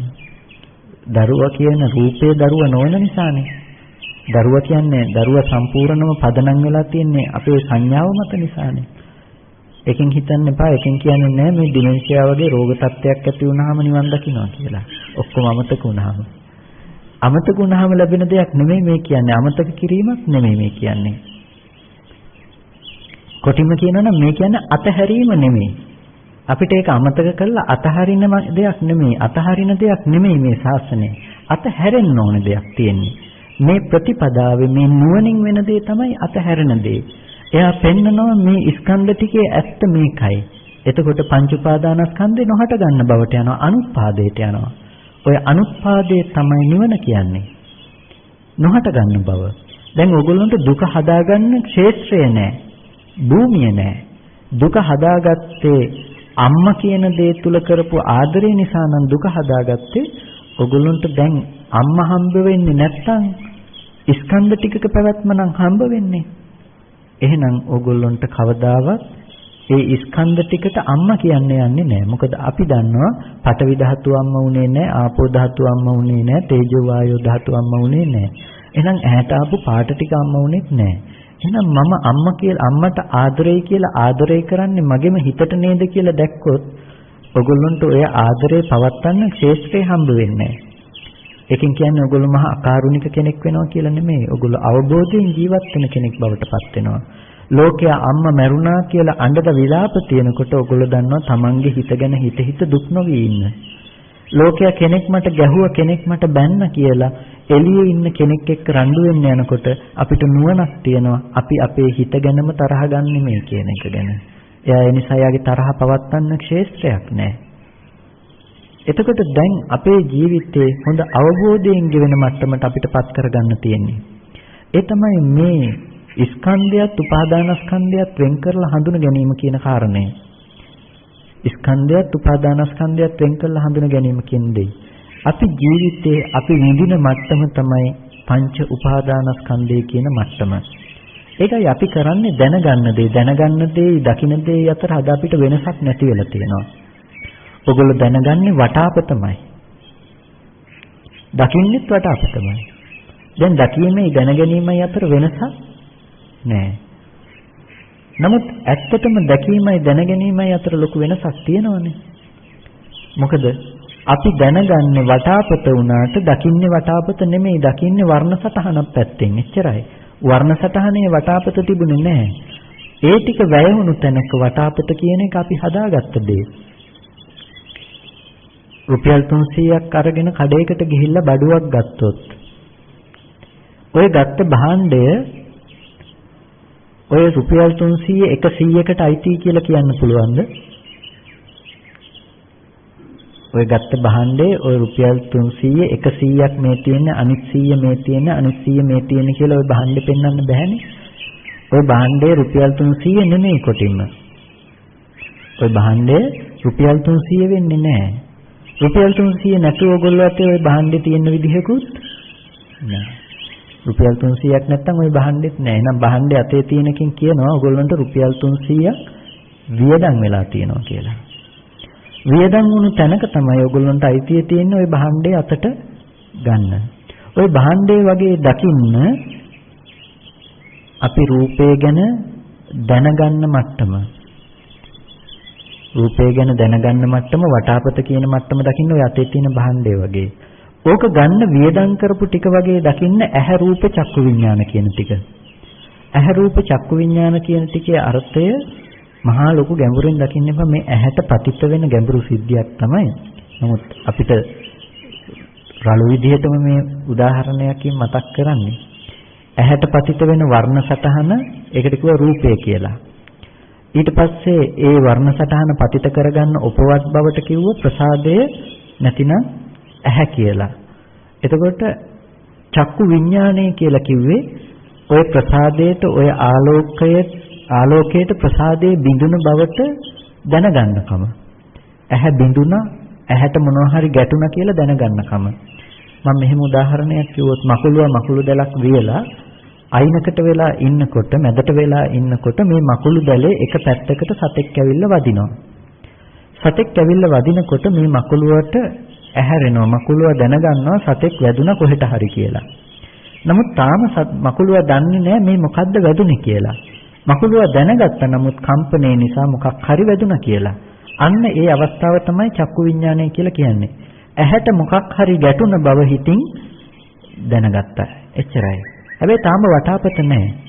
ඔන්න ඔය රුපියල් 300 ඇති තැනක එයාට ලැබෙනවා හිතින් හිතනකොට වටාපත. ඔය වටාපත කියන්නේ අර තුනම නෙමෙයි. ඇහැ ගැන දැනගත්ත කමවත් ඇහැවත් පාට ටිකවත් නෙමෙයි වටාපත. එතකොට අපිට කිව්වේ දිත්තේ දිත්ත මත්තන් කියන එක අවබෝධ කරගන්න. මේ දැකපු දේ ගැන අවබෝධ කරගන්න. එහෙනම් ඊට පස්සේ විඤ්ඤාතේ විඤ්ඤාත මත්තන් දැනගත්ත දේ අවබෝධ කරගන්න. දැනගත්ත දේ අපි වටාපත දැනගත්ත වටාපත දැකපු දේ නෙමෙයි. එහෙනම් දැනගත්තේ හිත ඇතුලේ තියෙන දේ. ඒක එළියට දාන්න එපා. ගැටලුව තියෙන වටාපත කියලා සිහිපත් කරගත්ත එක නෙමෙයි. වටාපත නැති තැනක එළියේ තියෙන වටාපතක් තියෙනවා කියලා බොරුව තුල ජීවත් වෙච්ච එක තමයි වැරද්ද තිබ්බේ. වටාපත කියලා හිතුන එක නෙමෙයි වරද. අපි වැස්ස ගැන කතා කළානේ. වැස්ස නැති තැනක අපි වැස්ස හදාගෙන ජීවත් වෙනවා කියලා. හයියෙන් වහිනවා. හයියෙන් වහින වෙලාවට මට කියන්න මොන වැහි බිඳුවද වැස්ස කියලා. එක වැහි බිඳුවක්වත් වැස්සද? එක වැහි බිඳුවක්වත් වැස්ස නෙමෙයි. නමුත් වැස්ස නොවන වැහි බිඳු ටික ඇති තැනක අපිට වැස්සක් නැද්ද? වැස්ස නොවන වැහි බිඳු ටික ඇති තැනක වැස්ස තියෙනවා. ඒ වගේම යම් වැහි බිඳුවක් නිසා වැස්ස කියලා අපි කියනවා නම් වැස්ස කියලා කතා කරන මොහොත වෙනකොටත් ඒ වැහි බිඳුව නැති වෙලා ඉවරයි. දැන් අපි හයියෙන් වහිනවා කියන්නේ වැස්ස නැති තැනක වැස්ස නෙමෙයිද? ඇයි අපි හයියෙන් වහිනවා කියපු වැහි බිඳුව නැති වෙලානේ? අපි වැස්ස කියපු වැහි බිඳුව නැති වෙලානේ. නැති වුණු තැනකනේ අපි වැස්ස ගැන කතා කරන්නේ. එතකොට අන්න ඒ විදිහටම තමයි ඇහැ කියන්නේ හයියෙන් වහින වැස්සක්. ඇහැට වහිනව මොනවද? රූප වහිනවා. රූප වහිනකොට මේ රම් රූපයක් ඇහැට වැටෙනකොටම මේ වැස්ස වැහි බිඳුව ඉතුරු නැතුව නැති වුණු තැනක අපි රූපය ගැන වටාපත ගැන කතා කරනවා වගේ අපි හයියෙන් වැස්සක් කියලා කතා කරනවා. ඒ වගේම අපි වටාපතක් ගැන කතා කරනවා. හැබැයි ওই වටාපත හොයන්න ගියොත් එක ඇහැට ආපු වර්ණ සටහනක්වත් වටාපත නෙමෙයි. ඔයගොල්ලන්ට කියන්න වෙනවා කොයි තප්පරේ ඇහැට ආපු පාට ටිකද වටාපත උනේ. විමසුවොත් ඔයගොල්ලන්ට කොයි තප්පරේ ආපු පාට ටිකද කියන්න වෙන්නේ නැහනේ. ඔයගොල්ලන්ගේ හිතද වටාපත උනේ. හිත පෙන්වන්නත් බෑ වටාපත කියලා, රූපේ පෙන්වන්නත් බෑ වටාපත කියලා. එහෙනම් වටාපතකෝ මේ ධර්මතාවයේ දකින්නකොට ඔයගොල්ලන්ට කියනවා වටාපත නොහට ගන්න බවට යනවා. අනුත්පාදයට යනවා. ඇයි වටාපත පනවන්න තැනක් හම්බ වෙන්නේ? නෑ. වටාපත පනවන්නේ මොකක් මතද? රූපේ ඉතුරු නැතුව නිරුද්ධයි නම්, ඒ හිත ඉතුරු නැතුව නිරුද්ධයි නම් අපිට තේරෙනවා වටාපත කියන දැනුම පතිත කරන්න බිමක් හම්බ වෙන්නේ නෑ. එතකොට ඔය පැවතුණු ඇත්තම ඇත්ත ස්වභාවයට කිව්වා ස්කන්ධ ටික කියලා. ඔය ස්කන්ධ ටික කර්මත් නෙමෙයි කෙලසුත් නෙමෙයි. පවතින ප්‍රකෘති ස්වභාවය ප්‍රකෘතිමිදම් වික්ඛවේ චිත්තං. මහණෙනි මේ ප්‍රකෘතිමත් බව ප්‍රභස්සර මිදම් වික්ඛවේ චිත්තං. මහණෙනි මේ හිත ප්‍රභාස්වරයි. පංචකෝ ආගන්තුකේහි උපක්ඛිලේසේහි උපක්ඛිලිටං. ඒක කිලිටු වෙන්නේ ආගන්තුක උපක්ලේශයන්ගේ. හිත ප්‍රභාස්වරයි. හිත ප්‍රභාස්වරයි කියන්නේ පුංචි කාලේ පුංචි ළමයාගේ හිත ප්‍රභාස්වරයි කියන එක නෙමෙයි. අපේ ජීවිතේ මේ මොහොතේදී හිත ප්‍රභාස්වරයි. ප්‍රභාස්වර හිත කෙලෙසෙන්නේ ආගන්තුක උපක්ලේශයන්ගෙන්. කොතනද? ඇහැට රූපේ ගැටෙන තැන හිත බොහොම ප්‍රභාස්වරයි. එතන නෑ වටාපත විඳින්න. තණ්හා කරන්න වටාපතක් එතන ඇත්තේ නෑ. අකමැති වෙන්න වටාපතක් එතන ඇත්තේ නෑ. කොටින්ම එතන වටාපත කියන ස්වභාවයක් නැති නිසා. එහෙනම් ඒ ටික ඇති තැනක ආගන්තුක උපක්ඛිලේසේහි උපක්ඛිලිට්ඨං. ආගන්තුක කෙලෙස් ටිකක් ඇති තැන තමයි කෙලස ගන්නෙ. මොකද්ද ආගන්තුක කෙලෙස් උපක්ලේශය? හිතේ තියෙන සංඛාරයේ කුණු ගොඩ අවුස්සල වටාපත කියලා හදාගන්නකම. ඒ හදාගත්ත වටාපත එළියේ තියනවා කියලා හිතනකම. ඔන්න ඕක තමයි අපිට තිබුණු උපක්ලේශය. දැන් අපි ආසකලේ ආදරය කලේ කැමති උනේ එළියේ තියෙන වටාපතට නෙමෙයිද? එළියේ තියෙන රූපෙට නෙමෙයිද? එළියේ තියෙන රූපෙටනේ අපි කැමති.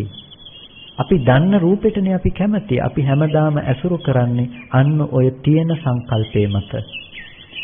අපි ජීවත් වෙන්නේ ඔන්න ඔය ඇත කියන අන්තය තුල. එළියේ තියනවා කියලා හිතන එක තුල. එතකොට ඔය ඇත කියන අන්තය තුල ජීවත් වෙනකන් අපිට දුක හදා ගැනීම නම් නැති වෙන්නේ නෑ. මොකද අපි එළියේ තියෙන දේ මත හැමදාම දුක හදා ගන්නවම තමයි. දුක හදා ගන්නවා කියලා කියන්නේ අපි කැමැත්ත හදාගන්නේ. හැබැයි කැමැත්ත දුකෙන් කෙලවර වෙනවා. ලෝකය හැමදාම කැමැත්ත හොයනවා. කැමැති දේ එළිය හොයන්න ජීවිතේට දුක ජීවිතේට ලැබීගෙන යනවා. ඒකට ලෝකයාගේ දර්ශනය තියෙන්නේ ඔන්න ඔය පැත්තට වැටිලා. ඒ නිසා බුදුරජාණන් වහන්සේ අපිට දේශනා කළා ඔය කැමැත්ත දුරු වෙන්න ඕනේ දෙයක්. කැමැත්ත දුරු කරන්න කියලා ඕගොල්ලොන්ට කවදාවත් කැමැත්ත නම් නැති කරගන්න හම්බ වෙන්නේ නැහැ. ඇයි කැමැත්ත නැති කරගන්න බැරි? ඔය කැමැත්ත හදලා දෙන වටාපතත් එළියේ ඉන්නවා නම් කැමැත්ත හදාගන්න කෙනත් ඉන්නවා නම් ඕගොල්ලෝ ළඟ මැෂින් එක තියෙනවා. මැෂින් එක තියෙනකොට ඕගොල්ලොන්ට නිෂ්පාදනය වෙනවා කියන එක නිකම්ම සිද්ධ වෙන දෙයක්. හැබැයි తాවකාලිකව නිෂ්පාදනය නතර කරගන්න නම් පුළුවන් වෙයි. භාවනාවක් කළා රූපාරූප භූමිය වලටපත් වෙලා ඔයගොල්ලන්ට ඔය එළියේ තියනවා කියලා හිතන නිෂ්පාදනය නැති කරගන්න නම් తాවකාලික යටපත් කරගන්න පුළුවන් මේ ඇලෙන බැඳෙනකම. හැබැයි මැෂින් එක තියෙනවා. මොකද බලන කෙනක් ඉන්නවා බලන දේත් එළියේ තියෙන නිසා. ඒ නිසා බුදුරජාණන් වහන්සේ අපිට දේශනා කළා ඔය මැෂින් එකම අයින් කරන්න. මොකද්ද? එළියේ ඇති බවට තියෙන ඔය අන්තයෙන් නිදහස් වෙන්න. හැබැයි නැත කියන අන්තයට නොඇටි. ඒකයි වැදගත් වෙන්නේ. ඇත කියන අන්තයෙන් මිදෙන්න නැත කියන අන්තයට නොඇටි. අපි කිව්ව ඇපල් ගෙඩි දෙක වගේ කියලා. ඇපල් ගෙඩි දෙකක් මෙතන තියලා මම කිව්වොත් එකක් තෝරගන්න කියලා. ඔයගොල්ලන්ට පුළුවන් නේද එකක් තෝරගන්න? ඇපල් ගෙඩි දෙකක් මේස උඩ තියලා එකක් තෝරගන්න කිව්වොත් ඔයගොල්ලන්ට කවදාවත් එකක් තෝරගන්න බෑ. ඇයි එකක් තෝරගන්න බැරි? එකක් තෝරගන්නකොට තෝරා නොගන්න බවට අනික තෝරලා ඉවරයි. එකක් තෝරගන්නකොට තෝරගන්නේ නැහැ කියලා අනික තෝරලා ඉවරයි. ඇපල් ගෙඩි දෙක ඕගොල්ලෝ ඇපල් ගෙඩි දෙක මත නම් ජීවත් වෙන්නේ එකක් තෝරගන්නවා එකක් තෝරගන්නේ නැහැ කියලා නම් එකක් තෝරන්න විදිහක් නැහැ. මොකද එකක් මගේ කියලා ගන්නකොට මේක හොඳයි කියලා තෝරා නොගන්න බවට අනික තෝරලා ඉවරයි. ඒ නිසා ඇතිදේ මත ඕගොල්ලොන්ට මිදෙන්න බැරි වෙනවා. නැත කියන අන්තය කියන දේ එකක් තියාගෙන එකක් අයින් කරන්න බෑ. නැත කියන අන්තයේ අල්ලනවා නම් ඔයගොල්ලෝ ඒ තුලම ඉන්නව ඇත කියන අන්තය තුල. මේ ලෝකේ නෑ කියන්න යනවා නම් ඔයගොල්ලෝ ඉන්නේ බොරුවක් තුල. ඔයගොල්ලෝගේ හිත දන්නවා මේ ඉන්නේ තියනවා කියන එක තුල. සමහර අය කියනවා ශුන්්‍යතාවය ගැන. එක්කෙනෙක් ඇවිල්ලා මට කියනවා ස්වාමීන් වහන්සේ මම පැය 3ක් විතර ශුන්්‍යතාවයේ තුල ඉන්නවා. මම දන්නේ නෑ මම කොහෙද ඉන්නේ මට කිසිම අරමුණක් නෑ. ඊට පස්සේ මම ඇහුවා මහත්තයෝ පැය 3ක ශුන්්‍යතාවය පැය 3ක වින්දේ කොහොමද? මම මෙච්චර කාලයක් ශුන්්‍යතාවයෙන් හිටිය කියලා දැනගත්තේ කවුද? දැනගත්තේ මම. එතකොට මොකෙන්ද ශුන්‍ය උනේ? මොකුත් නැහැ. එතකොට මේ මොකුත් නැති බව දැනගත්තේ මොකෙන්ද? ඒ දැනගත්තේ හිතෙන්. එහෙනම් මේ හිත තිබ්බනේ. ඒ කෙනත් හිටියානේ. එහෙනම් කෙනත් හිටියානම් දෙයක් තිබුණා නම් ආයේ මොකද්ද හිස් කියන්නේ? ඒක ශුන්‍ය නැහැ ඒක අශුන්‍යයි. ඒ වගේ අපිට ලෝකෙන් මිදෙන්න බෑ. ඇත කියන අන්තයෙන් මිදෙන්න බෑ. අද නැත කියන අන්තයටපත් වෙලා. මොකද නැත්තම් නැති දේ පෙන්වන්න වෙනවා. සත්වයක් නැත්තම් නැති සත්‍යය ඉන්නවා. අපි අනාත්මයි කියන එක ගත්තොත් එහෙම අනාත්මයි කියන්නේ ආත්මයක් නැහැ කියලා අපිට කියන්න වෙනවා. එහෙනම් නැති ආත්මය මොකද්ද? ඔය මොන ආත්මද නැත්තේ? අපි හොඳාකාරවම දන්න තියනවා කියලා හිතාගෙන ඉන්න ආත්මය තමයි ඔය නැහැ කියන්නේ අපි. උච්ඡේදයක් පනවන්න බෑ සාස්ත්‍රයක් නැතුව. ඒක නිසා ලෝකේ ඉන්න ඔක්කොම කෙටි කරලා ගත්තොත් එහෙම සාස්ත්‍ර උච්ඡේදය. නෑ කියන අය ඔක්කොම එහෙමයි. ඉන්නේ තියනවා කියන තැන. ආත්මයක් නෑ කියනවා, සත්වයක් නෑ කියනවා. නැති සත්‍යය කවුද? මේ ඉන්නවා කියලා දන්න හිතාගෙන ඉන්න සත්‍යය තමයි නැත්තේ. ඉන්නවා කියලා හිතාගෙන ඉන්න ආත්මය තමයි නැත්තේ. ඔය නැති බව බුදුරජාණන් වහන්සේ දේශනා කළේ නෑ අනාත්මයි කියලා. ඔය නැති බව බුදුරජාණන් වහන්සේ දේශනා කළේ නෑ නිස්සත්ත්වෝ කියලා. එහෙනම් බුදුරජාණන් වහන්සේ පෙන්නපු අනාත්මය මොකද්ද? ඒ අනාත්මය තමයි සත්පුද්ගල භාව වශයෙන් පණවන්න තැනක් නෑ. හේතු ටික ඇතිකල්ලි තියෙනවා, හටගත්තා. ඒ වෙලාවට කියන අත්භව පරියාපන්නෝ ආත්ම භාවය අනුව ගියපු දෙයක්. ඇහැ කියන එක ආත්ම භාවය අනුව ගියපු දෙයක්. එහෙනම් ඇහැ කියන එක ආත්ම භාවය අනුව ගියපු දෙයක් වෙනකොට ඒ මොහොතේම හටගෙන පෙර නොතිබීම හටගෙන ඉතුරු නැතුව නිරුද්ධ වුණා. එතකොට ඔන්න ආත්ම භාවයේ ඉතුරු නැතුවම නැති වෙලා. එහෙනම් පණවන්න එක දිගට ජීවත් වුණ ආත්මයක් තිබ්බේ නැහැ කිව්වා මිසක ආත්මයක් නැහැ කියලා කියන්නේ ගියේ නැහැ. එක දිගට පැවැත්මක් තිබ්බේ නැහැ. හේතු නිසා හටගෙන හේතු නිරෝධයෙන් නිරුද්ධ වුණා. අනාත්මයි කිව්වේ ඒ කාරණාව නිසා. අනිත්‍යයි කියලා කිව්වේ තියෙන දෙයක් නැති වුණා නෙමෙයි. අනිත්‍ය කියලා කිව්වේ මේ තියෙන දෙයක් ලෝකේ නැති වෙලා ගිය ස්වභාවයටපත් වුණා එහෙම නෙමෙයි. අනිත්‍ය කියලා කිව්වේ මේ හේතු ටික ඇතිකල්ලි හටගත්ත ධර්මතා ටික හේතු නැති වෙනකොටම නැති වුණා. එතකොට ඒකට තමයි අනිත්‍යයි කියලා කිව්වේ. අද ලෝකයේ තියෙන ලොකු ප්‍රශ්නයක් නේ අනිත්‍යද අනිච්චද කියලා තියෙන ප්‍රශ්නය. අනිත්‍යද අනිච්චද? එතකොට අනිච්ච කියන එකෙන් කියනවා අපි ගියසරේ ටිකක් කතා කළා. අනිච්ච කියලා කියන්නේ මහ ප්‍රාණ ඡයන්න දැම්මහම අනිච්ච කියනවා. එතකොට කියන එක කැමැත්ත ඉෂ්ට කරන්නේ නැහැ කියන එකෙන් තමයි අනිච්ච කියලා දේශනා කළේ. මේක වෙන්න ඕනේ ඒ විදිහටයි කියලා කෙනෙක් කියනවා. තව කෙනෙක් කියනවා නෑ අනිත්‍ය කියලා. අනිත්‍ය කියන අර්ථය එන්න ඕනේ කියලා. දැන් අපි ওই දෙකම බහලා බැලුවොත් එහෙම අපි දැන් ලොකු දර්ශනයක් ලොකු පැත්තක් කතා කළානේ. දැන් අනිච්ච කියන අර්ථය ගත්තොත් ආස්වාදේ ඉෂ්ට කරන්නේ නැහැ. ආස්වාදේ ඉෂ්ට කරන්නේ නැත්නම් මොකේද ආස්වාදේ ඉෂ්ට කරන්නේ නැත්තේ? ඊළඟට අපිට පෙරලා අහන්න වෙනවා මොකේද ආස්වාදේ ඉෂ්ට කරන්නේ නැත්තේ? තියෙන රූපෙන් ආස්වාදේ ඉෂ්ට කරන්නේ නැත්නම්, තියෙන ශබ්දෙන්, ගන්ධෙන්, රසෙන්, ස්පර්ශයෙන් ආස්වාදේ ඉෂ්ට කරන්නේ නැහැ. එතකොට අපි කැමතිසේ පවතින්නේ නැහැ. කැමතිසේ පවතින්නේ නැත්නම් නොපවතින දේ නැද්ද ලෝකේ? ඒ නොපවතින දේ ලෝකේ තියෙනවනේ. අර සාස්ත්‍ව උච්ඡේදයේ කතා කළා වගේ කැමැතිසේ නොපවතින වස්තුව ලෝකේ තියෙනවා. එහෙනම් අපි ඉන්නේ නිත්‍ය සංඥාව තුල නෙමෙයිද? ඇත කියන අන්තය තුල නෙමෙයිද? අපි ඉන්නේ ඇත කියන අන්තය තුල. එහෙනම් ලෝකේ අනිච්ච කියන කාරණාවෙන් ගත්තාම අපිට ඇත කියන අන්තෙන් මිදීමක් ගැන කතා කරන්න බෑ ඒ කාරණාව තුල. එහෙනම් අපිට සිද්ධ වෙනවා චක්කුම් වික්ඛවේ අනිච්ඡං කියපු තැනට යන්න. මහණෙනි ඇහැ අනිත්‍යයි.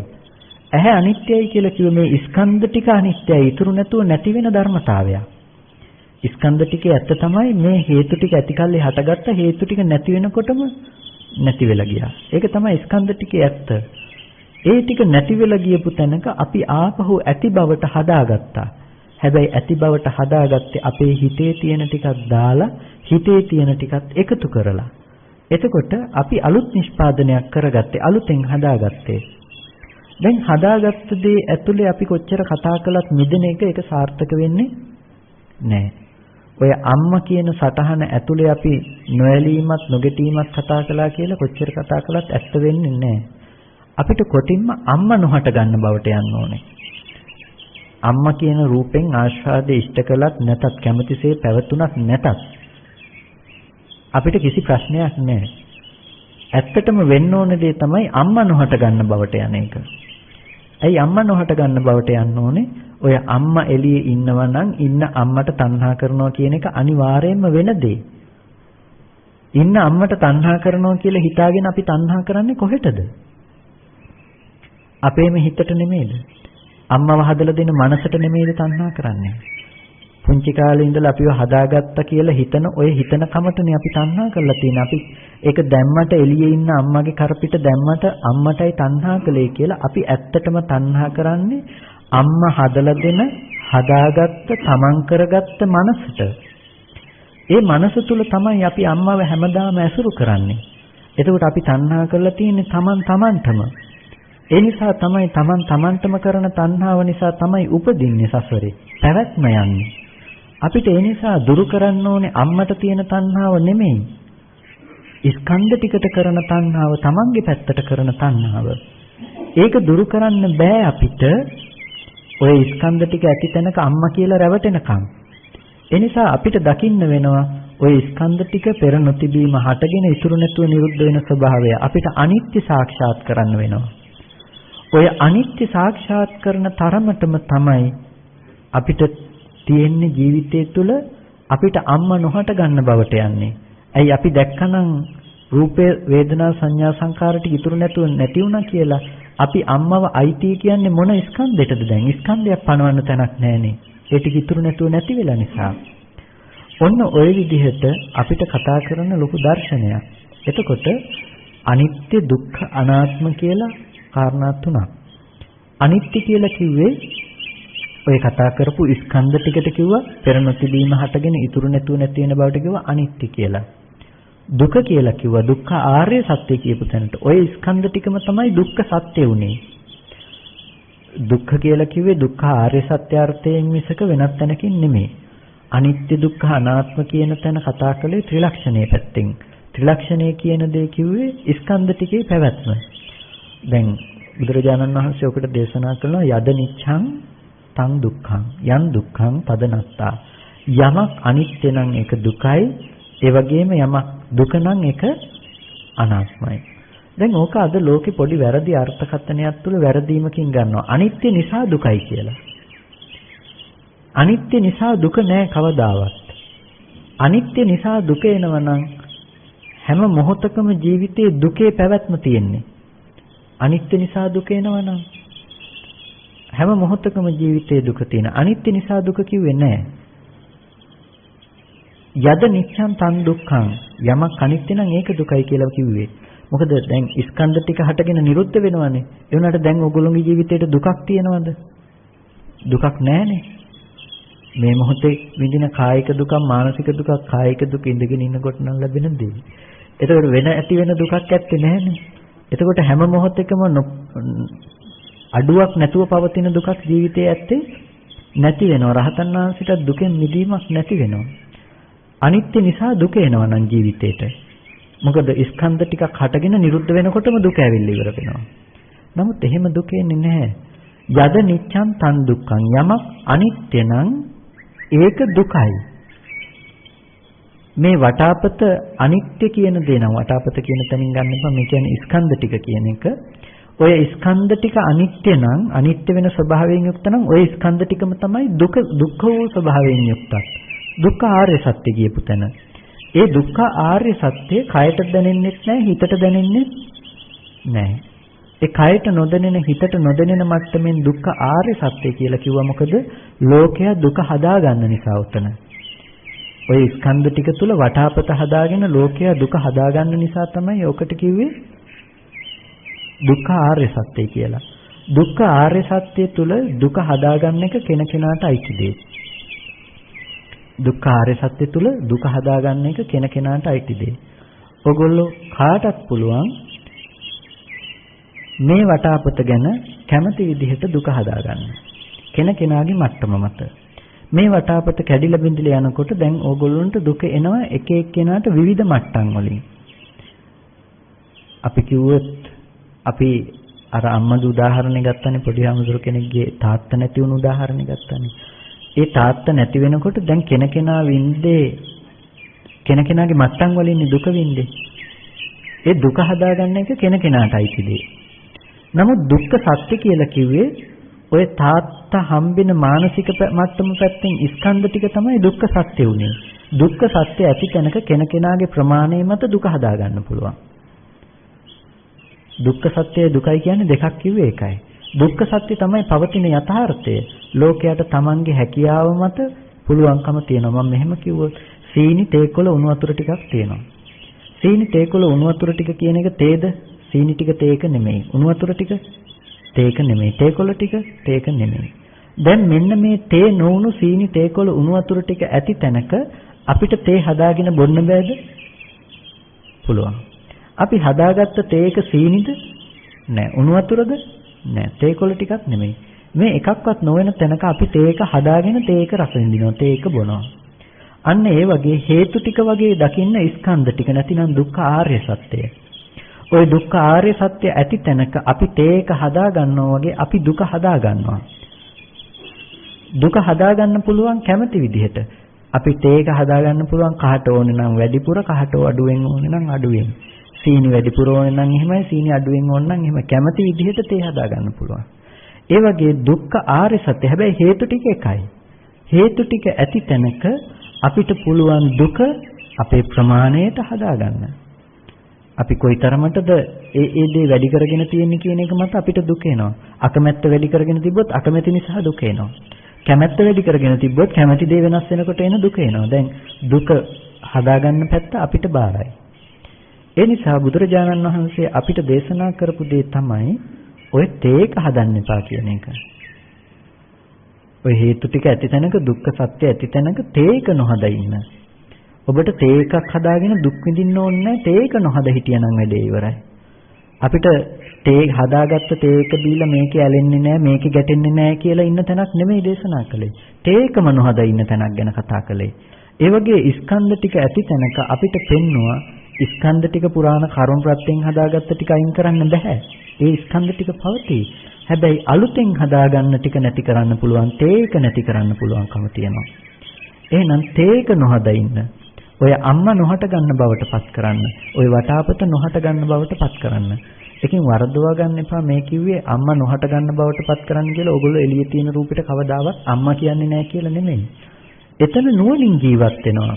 ඇහැ ඉදිරි පිටට ඒ රූපේ එනකොටම ඕගොල්ලෝ දන්නවා කවදාවත් එළියෙන් අම්මා ආවේ නැහැ. තමන්ගේ හිත පැත්තටමයි අම්මා කියාගත්තේ කියන නුවණින් ඇසුරු කරනවා. ඇසුරු කරනකොටම ඕගොල්ලෝ ඒ නුවණ නිසා එළියේ රූපෙට බැඳෙන්නේ නැහැ. ඇයි? ඒ රූපේ ඉතුරු නැතුව නැති වෙන දේ හැටියට අවබෝධ කරගෙන තියෙන නිසා. ඒ රූපේ යථා ස්වභාවය දැක්ක නිසා. රූපස්කන්ධයට අම්මා කියන රූප උපාදානස්කන්ධය ගැට ගැහුවේ නැහැ. ඇහැ බින්දින පැත්තෙන් ආපු වේදනාවට අම්මව විඳින වේදනා උපාදානස්කන්ධය ගැට ගැහුවේ නැහැ. අම්මව ගැන හඳුනපු සංඥා ස්කන්ධයට මේ පැත්තේ හැදුණු අම්මව හඳුනන ස්කන්ධ ටික ගැට ගැහුවේ නැහැ. කොටින්ම අම්මා කියන බව දැක්කේ නැහැ එළියේ ජීවත් වෙන දේ හැටියට. දැන් ඕගොල්ලන්ට ජීවත් වෙන අම්මා කෙනෙක් නැති නිසා අම්මගෙන් දුක හදාගන්න බෑ. හැබැයි අම්මා පුතේ කියලා කතා කළොත් ඕගොල්ලෝ ඇයි කියලා අහයි. ඕගොල්ලෝ දන්නවා නුවණකින් කවදාවත් මට ඉන්න අම්මට කතා කරන්න බෑ. මම ඉන්න අම්මා කියලා හිතාගෙන තමන්ගේ හිත පැත්තටම කතා කරලා මේ දේ කරන බවට එළඹ සිටි නුවණක් තියෙනවා. ওই මට්ටමින් තමයි රහතන් වහන්සේ ජීවත් වෙන්නේ. දැන් මම ඕගොල්ලන්ට බණ කියනවා කියලා කිව්වට මම ඇත්තම කතාව විදිහට කවදාවත් ඕගොල්ලන්ට බණ කියලා නෑනේ. මොකද පේන වර්ණ සටහන ගැන පිරිසක් ඉන්නවා කියලා හිතාගෙන මම වචී විඤ්ඤාප්ති රූපයක් උපද්දලා තියෙනවා. වචී විඤ්ඤාති රූපයක් කිව්ව වචන ටිකක් කතා කරලා තියෙනවා කියන තැන රළුවෙන් ගන්නකෝ. එතකොට දැන් මම හිතාගෙන ඉන්නේ ඉන්න අයට බණ කියනවා කියලා හිතාගෙන මෙහෙන් වචන ටිකක් උපද්දීම විතරයි. දැන් ඕගොල්ලෝ කවදාවත් කියන මගෙන් බණ අහලත් නැහැ. ඇයි බණ අහලත් නැහැ කියලා කිව්වේ? මේ කියන වචන ටික ආරම්භය සද්දේ ආරම්භය කෙනකෙනාගේ හිතේ තියෙන ටික සිහිපත් කරගෙන. එච්චරයි. ලෝකෝත්තර විදියට ගත්තොත් මම ඕගොල්ලන්ට කියලාත් නැහැ. ඕගොල්ලෝ මං කියන දේ දැනගෙනත් නැහැ. ලෝකේ දුක හදාගන්න නැතුව ඉන්නේ අන්න ওই දර්ශනය තුල. ලෝකේ කාගෙන්වත් බැනුම් අහන්න ඕනේද අපිට? කාගෙන්වත් බැනුම් අහන්න ඕනේ නැහැ. මොකද අපිට කවුරුත් බැනලා නැහැනේ. අපි බැනුම අපි තුල හදාගන්න නැත්නම් ලෝකේ කාටද බැනුම් අපිට බනින්න පුළුවන්. අපි එදා කිව්වා පාලි වාක්‍යයක් මං කියාගෙන ගියොත් ඕගොල්ලෝ හිතයි මම සූත්‍රයක් කිව්වා කියලා සාදු සාදු කියලා කියයි. හැබැයි මම පාලියෙන් ඕගොල්ලන්ට හොඳට බැනලා තියෙන්නේ. දැන් කිසි ප්‍රශ්නයක් නැහැ. හැබැයි ඒ ටිකම සිංහලෙන් කිව්වොත් දැන් තේරෙනවා. දැන් දුක හැදෙනවා. එතකොට දැන් දුක ආවේ වචනෙන්ද එහෙම නැත්නම් වචනේ තේරුම් ගන්න කෙනකෙනාගේ හිතෙන්ද? කෙනකෙනාගේ හිතෙන්. දැන් වචනෙන් නෙමෙයි අපිට දුක ආවේ. එහෙනම් තව කෙනෙක් නෙමෙයි අපිට දුක දුන්නේ. එහෙනම් අපි තුල තමයි හැමදාම ඔය හදා ගැනීම තිබුණේ. අන්න ඔය තේක හදාගන්න නැත්නම් අපි දන්නවනම් ශබ්දයේ ශබ්ද මාත්‍රයෙන් ඉවරයි කියලා. ඒ දර්ශනය තමයි අපි ඇති කරගත යුතු වෙන දර්ශනය. කොටින්ම කිව්වොත් අපි සද්දට රූපයයිති රූපෙට සද්දයයිති කියන මනසෙන් දුර වෙලා. අද අපිට කපුටට සද්ද තියෙනවා සද්දට කපුටෙක් ඉන්නවා. ඇත්තම යථාර්ථය සද්දට කපුටෙක් නැහැ කපුටට සද්දෙත් නැහැ. එහෙමනේ? ඇත්තම යථාර්ථය සද්දට කපුටෙක් නැහැ කපුටට සද්දෙත් නැහැ. ලෝක දර්ශනය අනුව ගත්තොත් නම් ගුටි කන්න වෙන සිද්ධියක්. එතකොට නමුත් ඇත්තටම ජීවිතයේ තියෙන යථාර්ථය තමයි ওই කාරණාව. ජීවිතේ දුක නැති කරගන්න ඕනේ නම් අද දවසේ ඉඳලම සසර දුකත් නැති කරගන්න ඕනේ නම් අපිට තියෙන එකම දේ තමයි ඔය ඇත්ත අවබෝධ කරගෙන ජීවත් වෙන එක. ඔය ඇත්ත අපේ ජීවිතයට යොදා ගන්න එක. ඔය ඇත්ත යොදා ගන්න අවශ්‍ය නිසා තමයි සතර සතිපට්ඨානෙ ඉඳලා අපිට දේශනා කළේ. සතර සතිපට්ඨානෙ ඉඳලා අපිට දේශනා කරනකොට එකපාරම අපිට කිව්වේ නෑ ඔය ස්කන්ධයන්ගේ උදේවැය බලන තැනට යනකම් මනස ගන්න කියලා. ස්කන්ධයන්ගේ උදේවැය බලන තැනට යනකම් අපේ මනස එකපාර ගන්න පුළුවන් කමක් නෑ. ඒ නිසා ලෝකේ තියනවා කියලා හිතාගෙන ඉන්න අද අපි දන්න මට්ටමේ ඉඳලා අපිට පෙන්නවා ඇත්ත අවබෝධ කරගෙන යන්න ක්‍රමයක්. අද අපි හිතාගෙන ඉන්නවා මම ඉන්නවා එළියේ තව කෙනෙක් ඉන්නවා කියලා. ඉස්සෙල්ලම බුදුරජාණන් වහන්සේ පෙන්වුවේ අන්න ඔය ඝන සංඥාව දුරු කරන විදිහට. ඔය තියෙන ඝන සංඥාව පුද්ගල සංඥාව දුරු වෙන විදිහට. ඒ නිසා අපිට කිව්වා කායේ කායानुපස්සී විහෙරති. කායේ කායानु බලමින් වාසය කරන්න. කායේ කායानु බලමින් වාසය කරනකොට එයාට මේ ඝන පුද්ගල සංඥාව දුරු වෙයි. ඒ කියන්නේ කෙස්ලොම් නියද සම්මස්නාහර කියලා දැන් දකිනවා නම් අපි හොඳට ආධ්‍යාත්මිකව අපි දකිනවා නම් කෙස් කියලා ස්වභාවයක්. හොඳට දකින්න කෙස් කියන ටිකේ සත්‍යයේ පුද්ගලයෙක් කියලා ගන්න දෙයක් නැති බව. ඒ වගේම බහිද්ධාවා කායේ කායानुපස්සී විහෙරති. බාහිර රූපෙත් අරගෙන බලන්න හොඳට කෙස් කියන ස්වභාවය තුල සත්‍යයේ පුද්ගලයෙක් ඉන්නවද කියලා.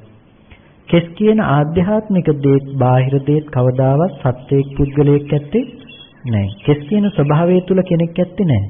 මේ තුල ආධ්‍යාත්මික බාහිර ભેදයක් නැහැනේ. කෙස් කියන එක තුල ආධ්‍යාත්මිකද බාහිරද කියන ભેදයක් ඇත්තේ නැහැ. ආධ්‍යාත්මික බාහිර ભેදයක් තියාගෙන ඉන්නේ රූපේ මම කරගත්ත කමනේ. දැන් මේ රූපය කියන තෙන් ඔබට නුවණ පවත්නකොට කෙස් ගහක් ගලවලා ගත්තාම ওই කෙස් ගහත් තව කෙස් කියන බවකිනුත් අපිට මම කියන දේ පණවන්න පුළුවන්ද? ওই කෙස් කියන එකේ මමත් නැහැ තව කෙනෙකුත් නැහැ. අනාත්ම ලක්ෂණයක් තිබුණේ. ওই විදිහට කොටසින් කොටස බැලුවොත් අපිට පුද්ගල බවක් නැති නුවණක් එනවනේ. සත්‍යයක් නොවන පුද්ගලයෙක් නොවන කොටස් ටිකක් අපි ඇසුරු කරන්න කියන තැනකින්. කොටින්ම කියනවා නම් අපිට බාහිර තියෙන දර කැබල්ලක ගහක්වත් මේ කයෙත් වෙනසක් නොවෙන්න ඕනේ. වෙනසක් නොවෙන්න ඕනේ කිව්වේ නුවණින්. අපිට නුවණක් පවතිනවා. යාචමේ අජ්ජත්තිකාච පටවි ධාතු, බාහිරාච පටවි ධාතු, පටවි ධාතු රේවේසම්. යම් ආධ්‍යාත්මික පටවි ධාතුවක් තියෙනවා නම් බාහිර පටවි ධාතුවක් තියෙනවා නම් පටවි ධාතුව සමානයි කිව්වේ. සදගතිය කියන එක සමානයිනේ ආධ්‍යාත්මික බාහිර ભેදයක් නැතුව. ඒ වගේම කෙස් කියන එක සමානයි ආධ්‍යාත්මික බාහිර ભેදයක් නැතුව. එතකොට මේ දෙකම සමානතාවයකින් එයාට හසු වෙන කිසිම මම හෝ තව කෙනෙක් කියන දෙයක් නෙමෙයි. අනාත්ම වූ ධර්මතා ටිකක පැවැත්මක්. බත්පාන් කවුපුමුන් නැටනම් කෑවේ හැදුණු කෙස්ලොම් නියද සම්මස්නහර ඇට මිදුළු ටිකක් නම් ඔය එකක්වත් මගේ බත්පාන් කියලා වෙනම තිබුණේ නැහැ. තව කෙනෙකුගේ බත්පාන් කවුපුමුන් නැට කියලා වෙනම තිබුණේ නැහැ. අනාත්ම වුණ හේතු ටිකක් ඇති තැනක අනාත්ම වුණ ධර්මතා ටිකක් හැදුනා. සත්පුද්ගල වශයෙන් පණවන්න දෙයක් නැති ධර්මතා ටිකක්. එහෙනම් මේ වගේ අනාත්ම ධර්මතා ටිකක් ඇති තැනක මම කොහොමද ආත්ම සංඥාවක් හදාගත්තේ? ඊට පස්සේ එයා බලනවා මේ වගේ කෙස් ටික අනාත්ම නම් ලොම් ටික හැම මස් නහර ඇට මිදුළු හදවත් වගුවඩුවක් මේ කොටස් ඔක්කොම සත්පුද්ගල භාවයකින් පණවන්න බෑ නම් එහෙනම් මම කොතනද සත්පුද්ගල බව හදාගත්තේ? එයා බලනවා දැන් හොඳට කොහොමද සමුදය ධම්මානුපස්සීවා. සමුදය බලනවා. මොකේද සමුදය බලන්නේ? දැන් මේ කොටස් ටිකක් ඇති තැනක මම පුද්ගලයා හදාගත්තේ කොහොමද කියලා. මේ අනාත්ම කොටස් ටික ඇති තැනක මම පුද්ගලයා හදාගත්තේ කොහොමද? එයාට පේනවා මේ ඇහැ රූප දෙක ඇති තැනක මම මෙන්න මේ ටික පිරිසිදු නොදන්න කම නිසා, ඉතුරු නැතුව නැති වුණු බව නොදන්න කම නිසා මම පුද්ගලයෙක් කියලා මෙතන කල්පනා කළා. එතකොට ඇහැට පවතින රූපේ රැස් කරගත්ත සංඥාවම ඇසුරු කරනකොට එක දිගට පවතින දෙයක් මම අරමුණු කළා. දැන් ඕගොල්ලන්ට හෙට දවසේ මාව දැක්කොත් හෙට දවසේ ඕගොල්ලන්ට කියන්න පුළුවන් ඊයේ බණ කියපු හාමුදුරු මේ ඉන්නවා. දැන් එක දිගට ජීවත් වුණ කෙනෙක් ඊයේ බණ කියපු හාමුදුරු තමයි මේ ඉන්නේ. ඒතකොට ඊයේ ඉඳලා මම ජීවත් වෙලා තියෙනවා. ඒ වගේම ඊයේ ඉඳලා මම ජීවත් වුණා නම් මාව දැකපු ඔබත් ඊයේ ඉඳලා ජීවත් වෙලා තියෙනවා. දෙපැත්තටම ආත්ම සංඥාව පුද්ගල සංඥාව බැසගත්තා. දැන් සත්වයේ කියන සංඥාව අපිට ආවේ මොකක් මතද? ඊයේ ඉඳලා හිටියා කියන එක මත. නමුත් දැන් ඇහැට ආවේ ඊයේ හිටපු කෙනා නෙමෙයි නම් වර්ණ සටහන නෙමෙයි නම් අපි ඊයේ හිටපු කෙනා කියලා අසුරු කළේ අපේ මනසේ පැත්තේ ලක්ෂණ ටිකක්. එහෙනම් මේ මනසේ තියෙන ලක්ෂණ ටික ඊයේ හිටපු කෙනයි කියන මානසික මට්ටම වැරදි කියන සංකල්පය අපිට ඇති කරගන්න පුළුවන්කම තියෙනවා. එයා උදේ දකිනවා. උදේ කියලා කිව්වේ හදාගත්ත විදිහ. පුද්ගල බව හදාගත්ත පැත්ත දැක්කා. ඒ වගේම පුද්ගල බව දැන් මම අම්මා කියලා කිව්වේ මගේ මනසටමයි කියලා දකිනකොට ඒ ටික ඉතුරු නැතුව මේ මොහොතේම නැති වෙන බව දකිනවා. එයා වැය පැත්ත දකිනවා. එතකොට එයා පුද්ගල බව සමුදය ධම්මානුපස්සීවා හදාගත්ත පැත්ත ඔන්න දැක්කා. වය ධම්මානුපස්සීවා නිරුද්ධ වුණ බව දැක්කා. දැන් උදේවැය දකිනකොට ඒ කෙනා එක දිගට පවතින අම්මා කෙනෙක් ඇසුරු කරන්නේ නෑ. දැන් මේ ක්‍රමානුකූල වැඩින නුවණක් මේ ගෙනාවේ. එයා නුවණ පවත්වන්න පටන් ගත්තේ මේ තමන්ගේ කය කියලා සත්‍ය පුද්ගලයෝ ඉන්නවා කියන මනස තුල ඉඳලා මේ නුවණ පවත්වන්න පටන් ගත්තේ. හැබැයි දැන් එයාට මේ මට්ටමට එනකන් එයාගේ නුවණ වැඩිවීමක් වර්ධනයක් තිබුණා. අන්න ඒ මට්ටමට යනකන් අපි නුවණ දියුණු කරගන්නට අවශ්‍ය වෙනවා. ඒ නුවණ දියුණු කරගන්නකොට අපිට ප්‍රායෝගිකව අපේ ජීවිතේට සතර සතිපට්ඨානය කියන කාරණාව නම් යොදා ගන්න වෙනවා. සතර සතිපට්ඨානය කියන දේ අනවතරයෙන් යොදා ගන්න වෙනවා. අනවතරයෙන් කියලා කියන්නේ නිතරම යොදා ගන්න වෙනවා. එදා සවැත් නුවර හිටපු කෝටි 7න් කෝටි 5ක් ආර්ය ශ්‍රාවකයෝ කියලා කියනකොට කියන්නේ එයා ලිඳක් ළඟට ගියත් ඔබ වඩන සතිපට්ඨානය මොකද්ද කියලා අහන්නේ. එතකොට අපි දන්නවා ලිඳ ළඟට යනවා කියන එක එදිනෙදා දේවල් කතා කරන තැන. එතනදී සතිපට්ඨානේ වඩනවා නම් තනියෙන් ඉන්න වෙලාව ගැන ආය අහන්න ඕනේ නෑ. ඒ වෙලාවට කොහොමද සතිපට්ඨානෙන් තමයි වාසය කළේ. ඉතින් ඊතුරු කෝටි දෙකත් ආර්ය ශ්‍රාවකයෝ නොවුන එකයි තියෙන පුදුමය. ඒ වගේම අපි ආර්ය ශ්‍රාවකයෝ නොවන එක ගැන පුදුම වෙන්න දෙයක්වත් නෑ. මොකද ඒ තරම් සතිපට්ඨානේ වඩන්නේ නැතිකම නිසා. ඒ නිසා අද අපිට නුවණ පවත්වන්න වෙනවා කොහෙද සතර සතිපට්ඨානේ අනවතර නුවණක් අනවතර සිහියක්. ඔය සිහිය නුවණ වඩනකොට තමයි අර නුවණ උපදින්නේ. ඒ නුවණට තමයි ආශ්‍රයයක් ඡේ වෙන්නේ. ඔගොල්ලෝ බලාපොරොත්තු වෙන්න එපා මම කෙස් ගැන හිතපු ගමන් මට මේ සත්‍ය අවබෝධ වෙයි කියලා. ඔකට කියනවා මානසිකාරය කියලා. ඔය මානසිකාරයේ නුවණ නෙමෙයි. ඔය මානසිකාරය සමතේ වඩන දෙයක්. මෙනෙහි කරන ඕගොල්ලෝ දෙයක් ගැන. ওই මානසිකාරයේ තුල තමයි නුවණ උපදින්නේ. ওই මානසිකාරයේ තුල උපදින නුවණ මානසිකාරය නෙමෙයි. මානසිකාරයේ නුවණ නෙමෙයි, නුවණ මානසිකාරයේ නෙමෙයි. හැබැයි මානසිකාරයේ නැතුව නුවණ උපදින්නේ නැහැ. එහෙනම් ඕගොල්ලෝ මානසිකාරයේ වඩනවා. මානසිකාරය කියලා කියන්නේ මෙනෙහි කරනවා. මේ අනාත්ම ලක්ෂණයේ පැත්තට මෙනෙහි කරනවා. මෙනෙහි කරනකොට ඕගොල්ලන්ට නුවණක් ඇති වෙනවා. ඇත්තටම මෙතන තියෙන්නේ මෙන්න මේ වගේ ධර්මතාව ටිකක් ඇති තැන හදාගත්ත ලෝකයක් නේද විඳින්නේ කියලා නුවණක් ඇති වෙනවා. සාමාන්‍යයෙන් ඕගොල්ලෝ මේ කාරණාවත් එක්ක ජීවත් වෙනවා නම් අහලා පුරුදු කෙනෙක් නම් සමහර විට මේ ටික අහගෙන ඉන්නකොටම මේ අනාත්ම ලක්ෂණය ප්‍රකට වෙන්න ගන්නවා. අනාත්ම ලක්ෂණය ප්‍රකට වෙන්න ගන්නකොට අපේ තියෙන ප්‍රශ්නේ තමයි අපි ඔය සංඥාව මෙතනින් අතහරින එක. ඔය නුවණ මෙතනින් අතහරිනවා. අතහැරලා අපි ආයෙත් මානසිකාරයේ වඩන මට්ටමටම වැටෙනවා. භාවනා කරගෙන යනකොට අපිට තේරෙනවා ඇත්තටම මේ වැරදි තැනක වැරදි පංච උපාදානස්කන්ධයක් හදාගෙන ජීවත් වෙන්න කියන මට්ටම අවබෝධ වෙනවා. තේරෙනවා නුවණක් විදිහට.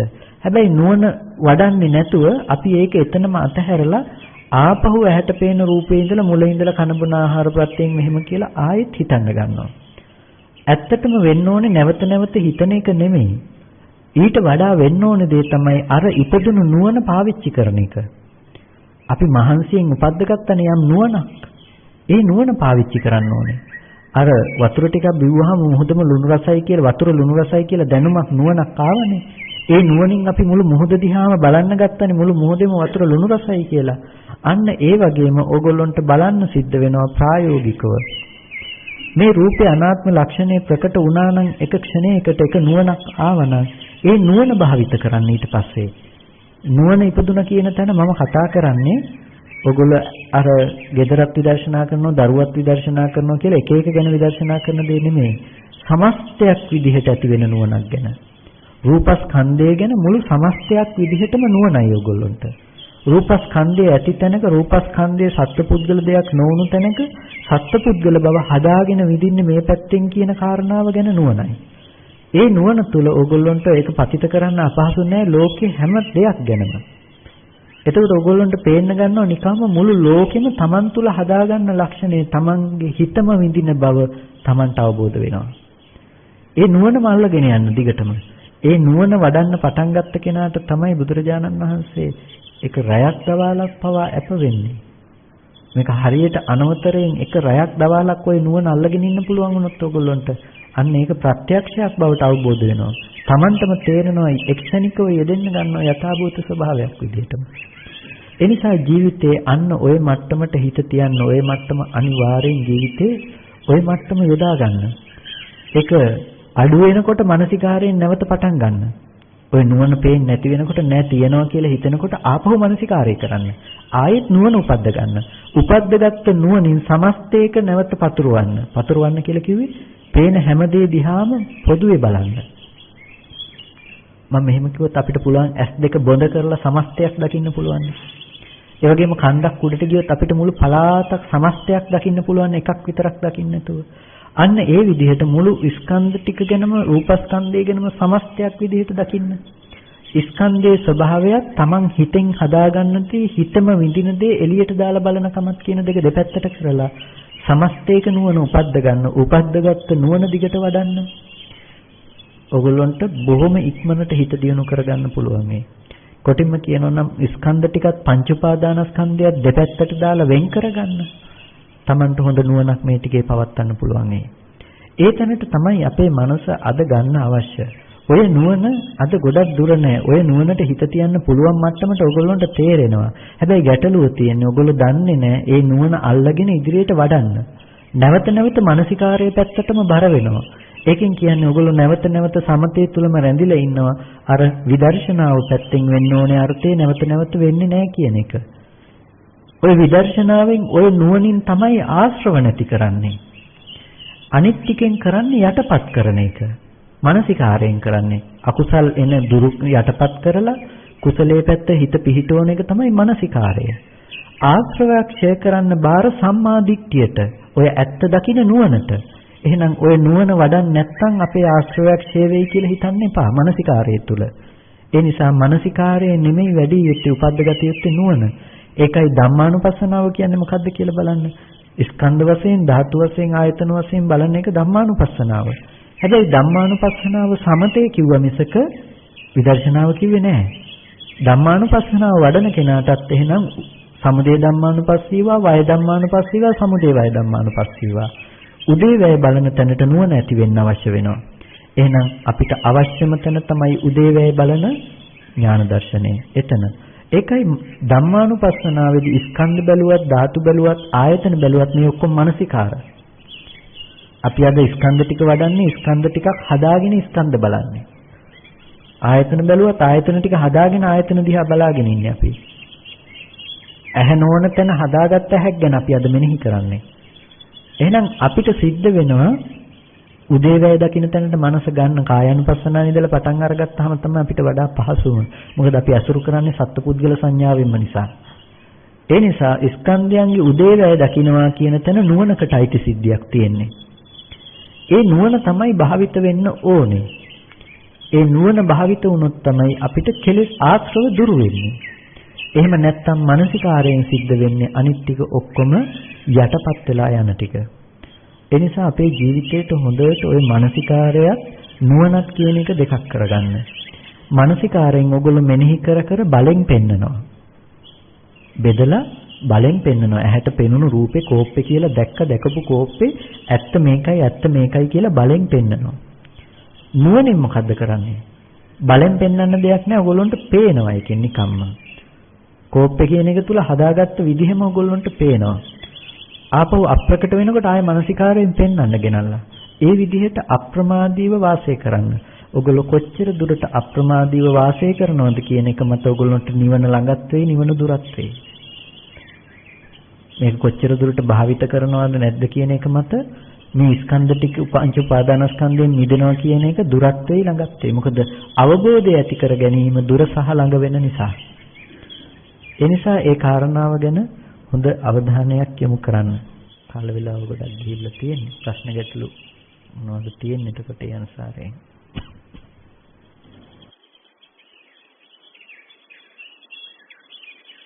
ආමිනාස් අපිට පැහැදිලිව දුන්නේ ගොඩක් වෙලාවට පටිච්චසමුපාදය ගැන කිව්වොත් හරිද? ඔව්. ඒක පළදාරණයක් ගැන කතා. ඇත්තටම පටිච්චසමුපාද පැත්තම තමයි මේ තව පරයයකින් පැහැදිලි කළේ. මොකද ඔක පටිච්චසමුප්පාද න්‍යායෙන් පැහැදිලි කරන්න ගියොත් ටිකක් මේ ගැඹුරු සහ මට මෙතන දවස් දෙකක් උගන්වන්න වෙන සිද්ධියක් වෙන නිසා. මොකද සාමාන්‍යයෙන් පටිච්චසමුප්පාදයේ න්‍යායෙන් ඔක පැහැදිලි කරන්න ගියොත් මට ඔයගොල්ලන්ට උතන පැහැදිලි කරන්න වෙනවා. අපි සාමාන්‍යයෙන් දන්න පටිච්චසමුප්පාද න්‍යායට එහා ගිහිල්ලා පටිච්චසමුප්පාදයේ අපිට පැහැදිලි කරගන්න වෙනවා. දන්න පටිච්චසමුප්පාදය කියලා කිව්වේ අපි හඳුනන පටිච්චසමුප්පාදයක් තියෙනවානේ. ඒකට එහා ගිහිල්ලා පටිච්චසමුප්පාද විභංගයේ පැත්තෙන් අපිට පෙන්වන පටිච්චසමුප්පාදයේ තියෙන විපාක හිතක පටිච්චසමුප්පාදයක්, නව කර්ම සිතක පටිච්චසමුප්පාදයක්. එතකොට විපාක හිතක දෙආකාර පටිච්චසමුප්පාදයක්, කර්ම සිතක දෙආකාර පටිච්චසමුප්පාදයක් කියලා වෙනම පෙන්වනවා. එතකොට විපාකෙට නව කර්ම හදාගන්න හැටි ගැන කතා කරන්න ගියාම ওই දෙආකාර පටිච්චසමුප්පාදය ගැනම මට කරුණු පෙන්වන්න වෙනවා. එතකොට බොහොම ගැඹුරු මට්ටමකින් කරුණු පැහැදිලි කරන්න වෙනවා. මොකද මම උදාහරණයක් කිව්වොත් දැන් වේදනාපච්චය තණ්හා කියනවා. වේදනාපච්චය තණ්හා කියනකොට අපි සාමාන්‍යයෙන් කතා කරනකොට පටිච්චසමුප්පාදයේ සූත්‍ර න්‍යාය පැත්තෙන් කතා කරනකොට විඥාන නාම රූප සලආයතන පස්ස වේදනා කියන ටික විපාක හැටියට කියන්නේ. නමුත් පටිච්චසමුප්පාද විභංගේ මේ වේදනාව විස්තර කරනකොට නව කර්මසිතේදී විස්තර කරනවා සාත සුඛ වේදනාවක් හැටියට මේ වේදනාව. සාත සුඛ කියලා කියන්නේ මේ මිහිරි සැපසහගත වේදනාවක් හැටියට කතා කරනවා. එතකොට මේ වේදනාව මිහිරි සැපසහගත වේදනාවක් බවට පත් වෙන්නේ නව කර්ම මට්ටමකදී මිසක වෙනත් තැනකදී නෙමෙයි. එතකොට අපිට එතන වේදනාව විපාක නෙමෙයි නව කර්මනේ. එහෙම වුණොත් අපිට විපාක වේදනාවක් වෙනම පෙන්වන්න වෙනවා. එතකොට විපාක පටිච්චසමුප්පාදයේ පෙන්නලා නව කර්ම පටිච්චසමුප්පාදයක් වෙනම පෙන්වන්න වෙනවා. ඒ වගේ ටිකක් ගැඹුරු කාරණා ටිකකට යන්න අපිට මේ කාල සීමාව මැදි නිසා තමයි මේ විග්‍රහ කළෙත් ඒ කාරණාවම තමයි විපාක පටිච්චසමුපාදයේ කියපු තැන ඇතුළත් යුතු කාරණා ටික තමයි අපි විපාක ස්කන්ධ ටික කියලා කතා කළේ. ඒ වගේම විපාක ධර්මතා ටික ඇති තැනක නව කර්ම හදා ගන්නවා කියපු තැන හදා ගන්න කර්මයේ පැත්තේ පටිච්චසමුපාදයේ අවිද්‍යාවෙන් ඒ කියන්නේ ඇත්ත ස්කන්ධ ටික ඉතුරු නැතුව නිරුද්ධ වුණ බවට නොදන්නාකම නිසා අනිත්‍ය නිට්ටයයි කියන විපල්ලාස සංඥාව නිසා අපි අර ස්කන්ධ ටිකේ Nirodhe නොදකන අම්මා කියලා බව හදාගත්ත එළිය තියනවා කියලා. එතකොට ඒ දේ මත තමයි අපි නව කර්ම රැස් කර ගැනීම සිද්ධ වුනේ. ඒ දේම තමයි තව පරයයකින් අපි මේ කතා කළේ.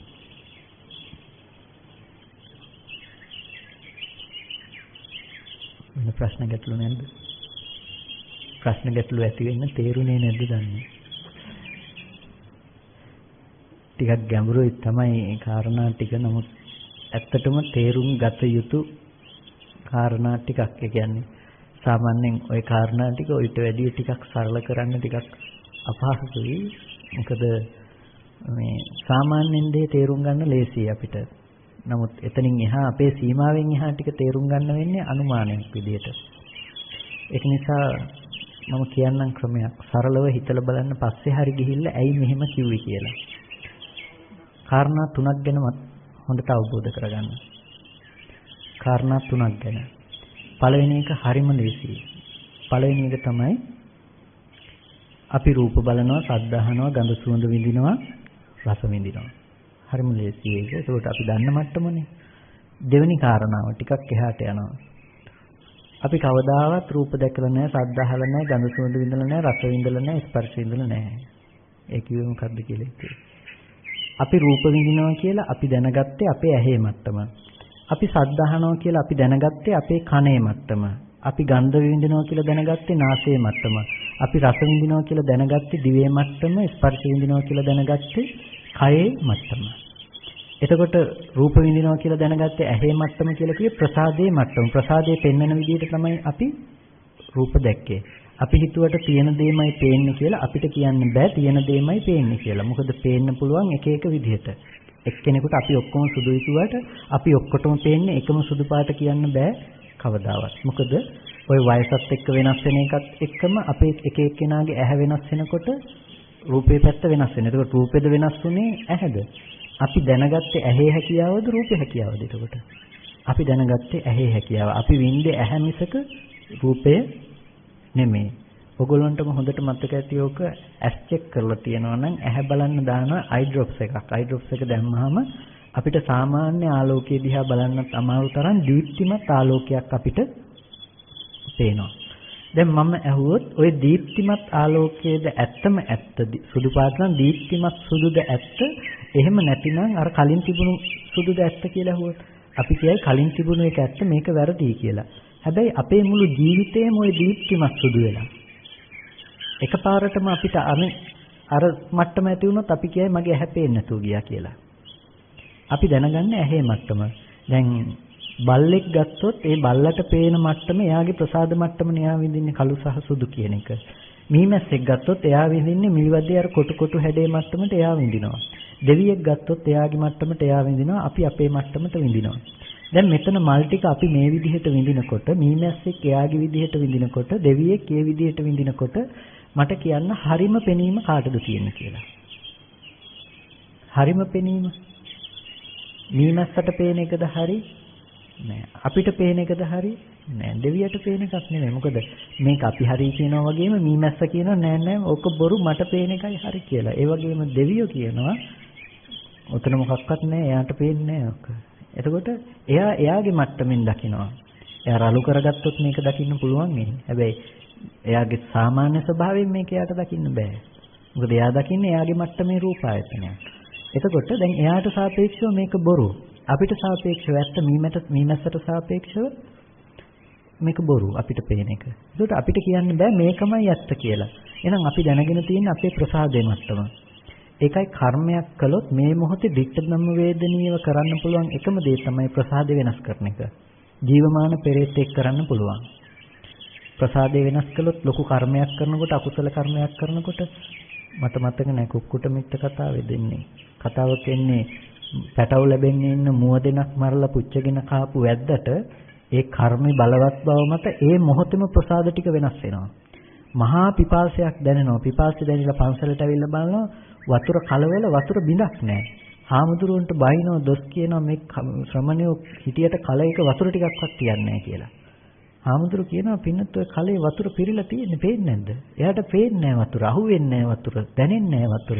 ඇයි මේ ජීවත් වෙනවා කියන තැනදීම ප්‍රසාද වෙනස් වෙලා ජීවමාන පෙරේත් එක් වෙලා. පස්සේ මහාන වෙලා රහත් වෙන මට්ටමටපත් වෙනවා. ඒ වගේ ප්‍රසාදේ වෙනස් කරන්න පුළුවන්කම තියෙනවා කර්ම ශක්තියටත්. ඒ නිසා හැම වෙලාවකදීම අපේ ප්‍රසාද මට්ටම වෙනස් වීමේ හැකියාව තියෙනවා. අකුසල් බර වෙන්න අපේ ප්‍රසාද මට්ටම වෙනස් වෙනවා. මොකවන්නෝ විපස්සීදති කියලා කියන්නේ අපේ රූප කලාප වෙනස් වෙන නිසානේ හිතට අනුව භාවනා කරනකොට. එතකොට හැම වෙලාවකදීම ඇහැ පැත්ත අපි දැනගෙන තියෙන්නේ. ඔය දෙවෙනි අඩියට අපි කතා කළේ. අපි දැක්කේ රූපේ නෙමෙයි. අපි දැක්කේ ඇහැ පෙන්නන මට්ටම. අපි දැක්කේ ලෝකේ තියෙන ඔක්කොම ශබ්ද අපිට ඇහෙන්නේ නෑ. අමනුෂ්‍යව කතා කරන නැතිනම් දෙවිය බ්‍රහ්මයෝ කතා කරන සාකච්ඡා අපිට ඇහෙන්නේ නෑ. මේ මට්ටමේ අපිට ඇහෙනවා. ඒ වගේම ඊට වඩා මහ විශාල මේ පෘථිවි භ්‍රමණාදී ශබ්ද තියෙනවා නම් අපිට ඒව ඇහෙන්නේ නෑ. ඒ මට්ටම ගෝචර වෙන්නේ අපි කිව්වොත් විද්‍යාත්මකව ගත්තොත් හර්ට්ස් ගානක් තියෙනවනේ අපිට ඇහෙන. එතකොට ඒ මට්ටමේ විඳින්න පුළුවන් කනේ මට්ටමට තමයි අපි විඳින්නේ. එතකොට දිවත් එහෙමයි. අපි අර කියන්නේ උදාහරණයකට හාමුදුරු කෙනෙක් ලුණු සහිත කැඳ එකක් බිව්වා. අපේ සේනාසනයක හාමුදුරු කෙනෙකුට ඒක රෝගයක් නැතිනම් පිළිකාවක් නිසා රස දැනෙන්නේ නැහැ.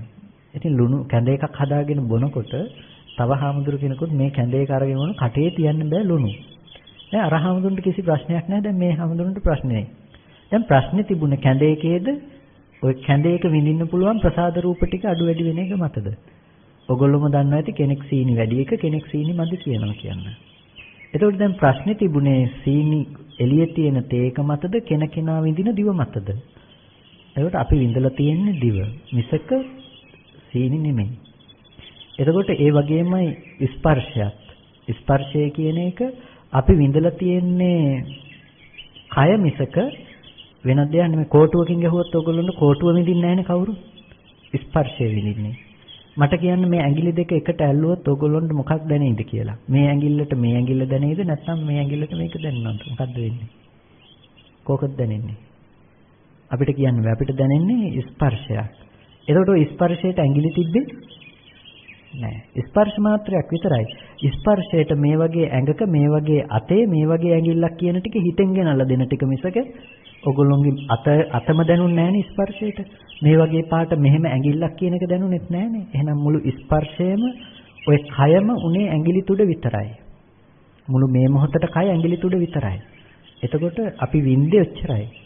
ගන්ධයත් එහෙමයි. අපි එන සියලුම ගන්ධේ විඳින්නේ අපි විඳින්නේ අපේ නහය පෙන්නන මට්ටම.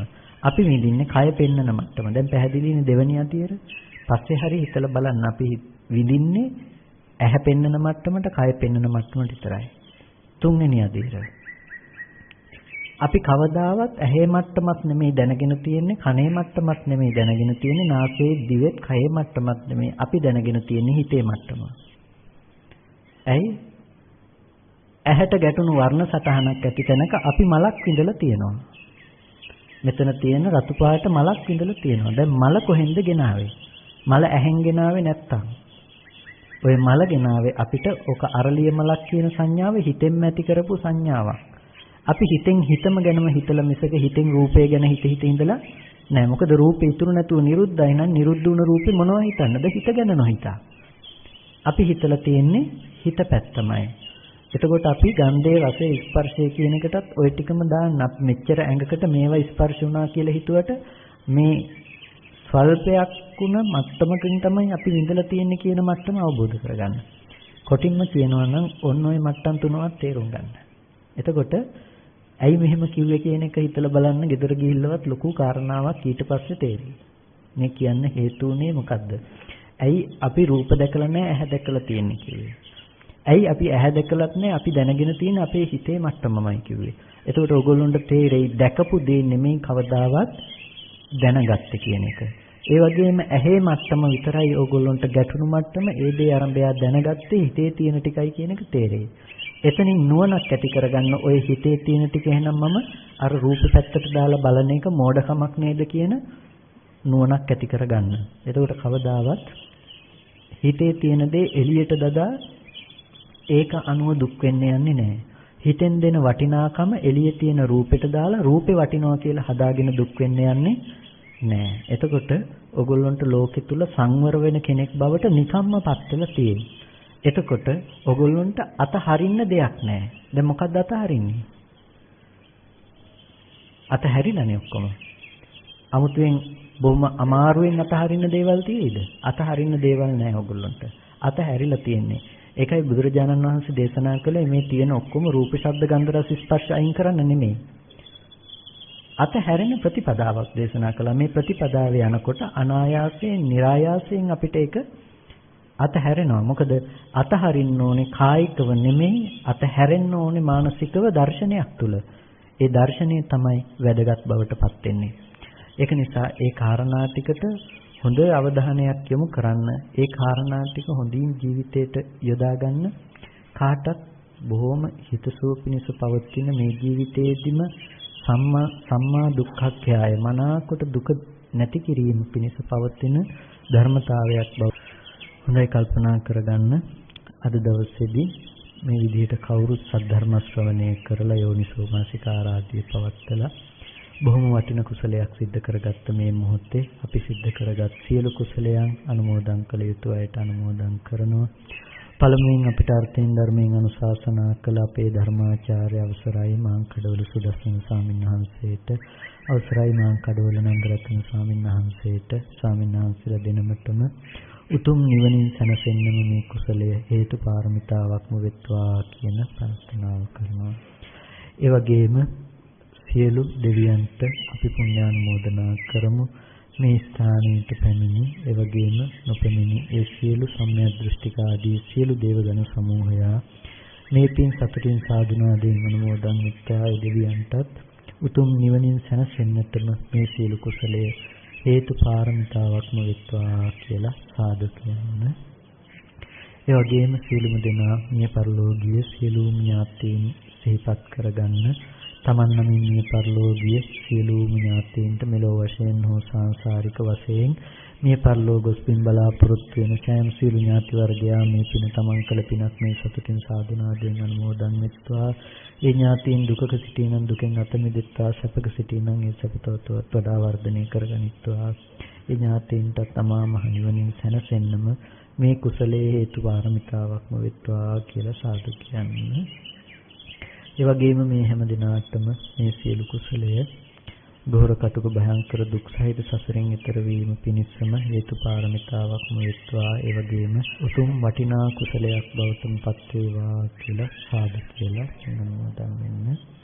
හොඳයි. අභිවාදන සීලිස්ස නිච්ඡං වද්දාපචායිනෝ චත්තාරෝ ධම්මා වද්ධන්ති ආයුවන්නෝ සුඛං බලං ආයුරාෝග්‍ය සම්පatti සග්ග සම්පatti මේවච අතෝ නිබ්බාන සම්පatti මිනාතේ සමිජ්ජතු.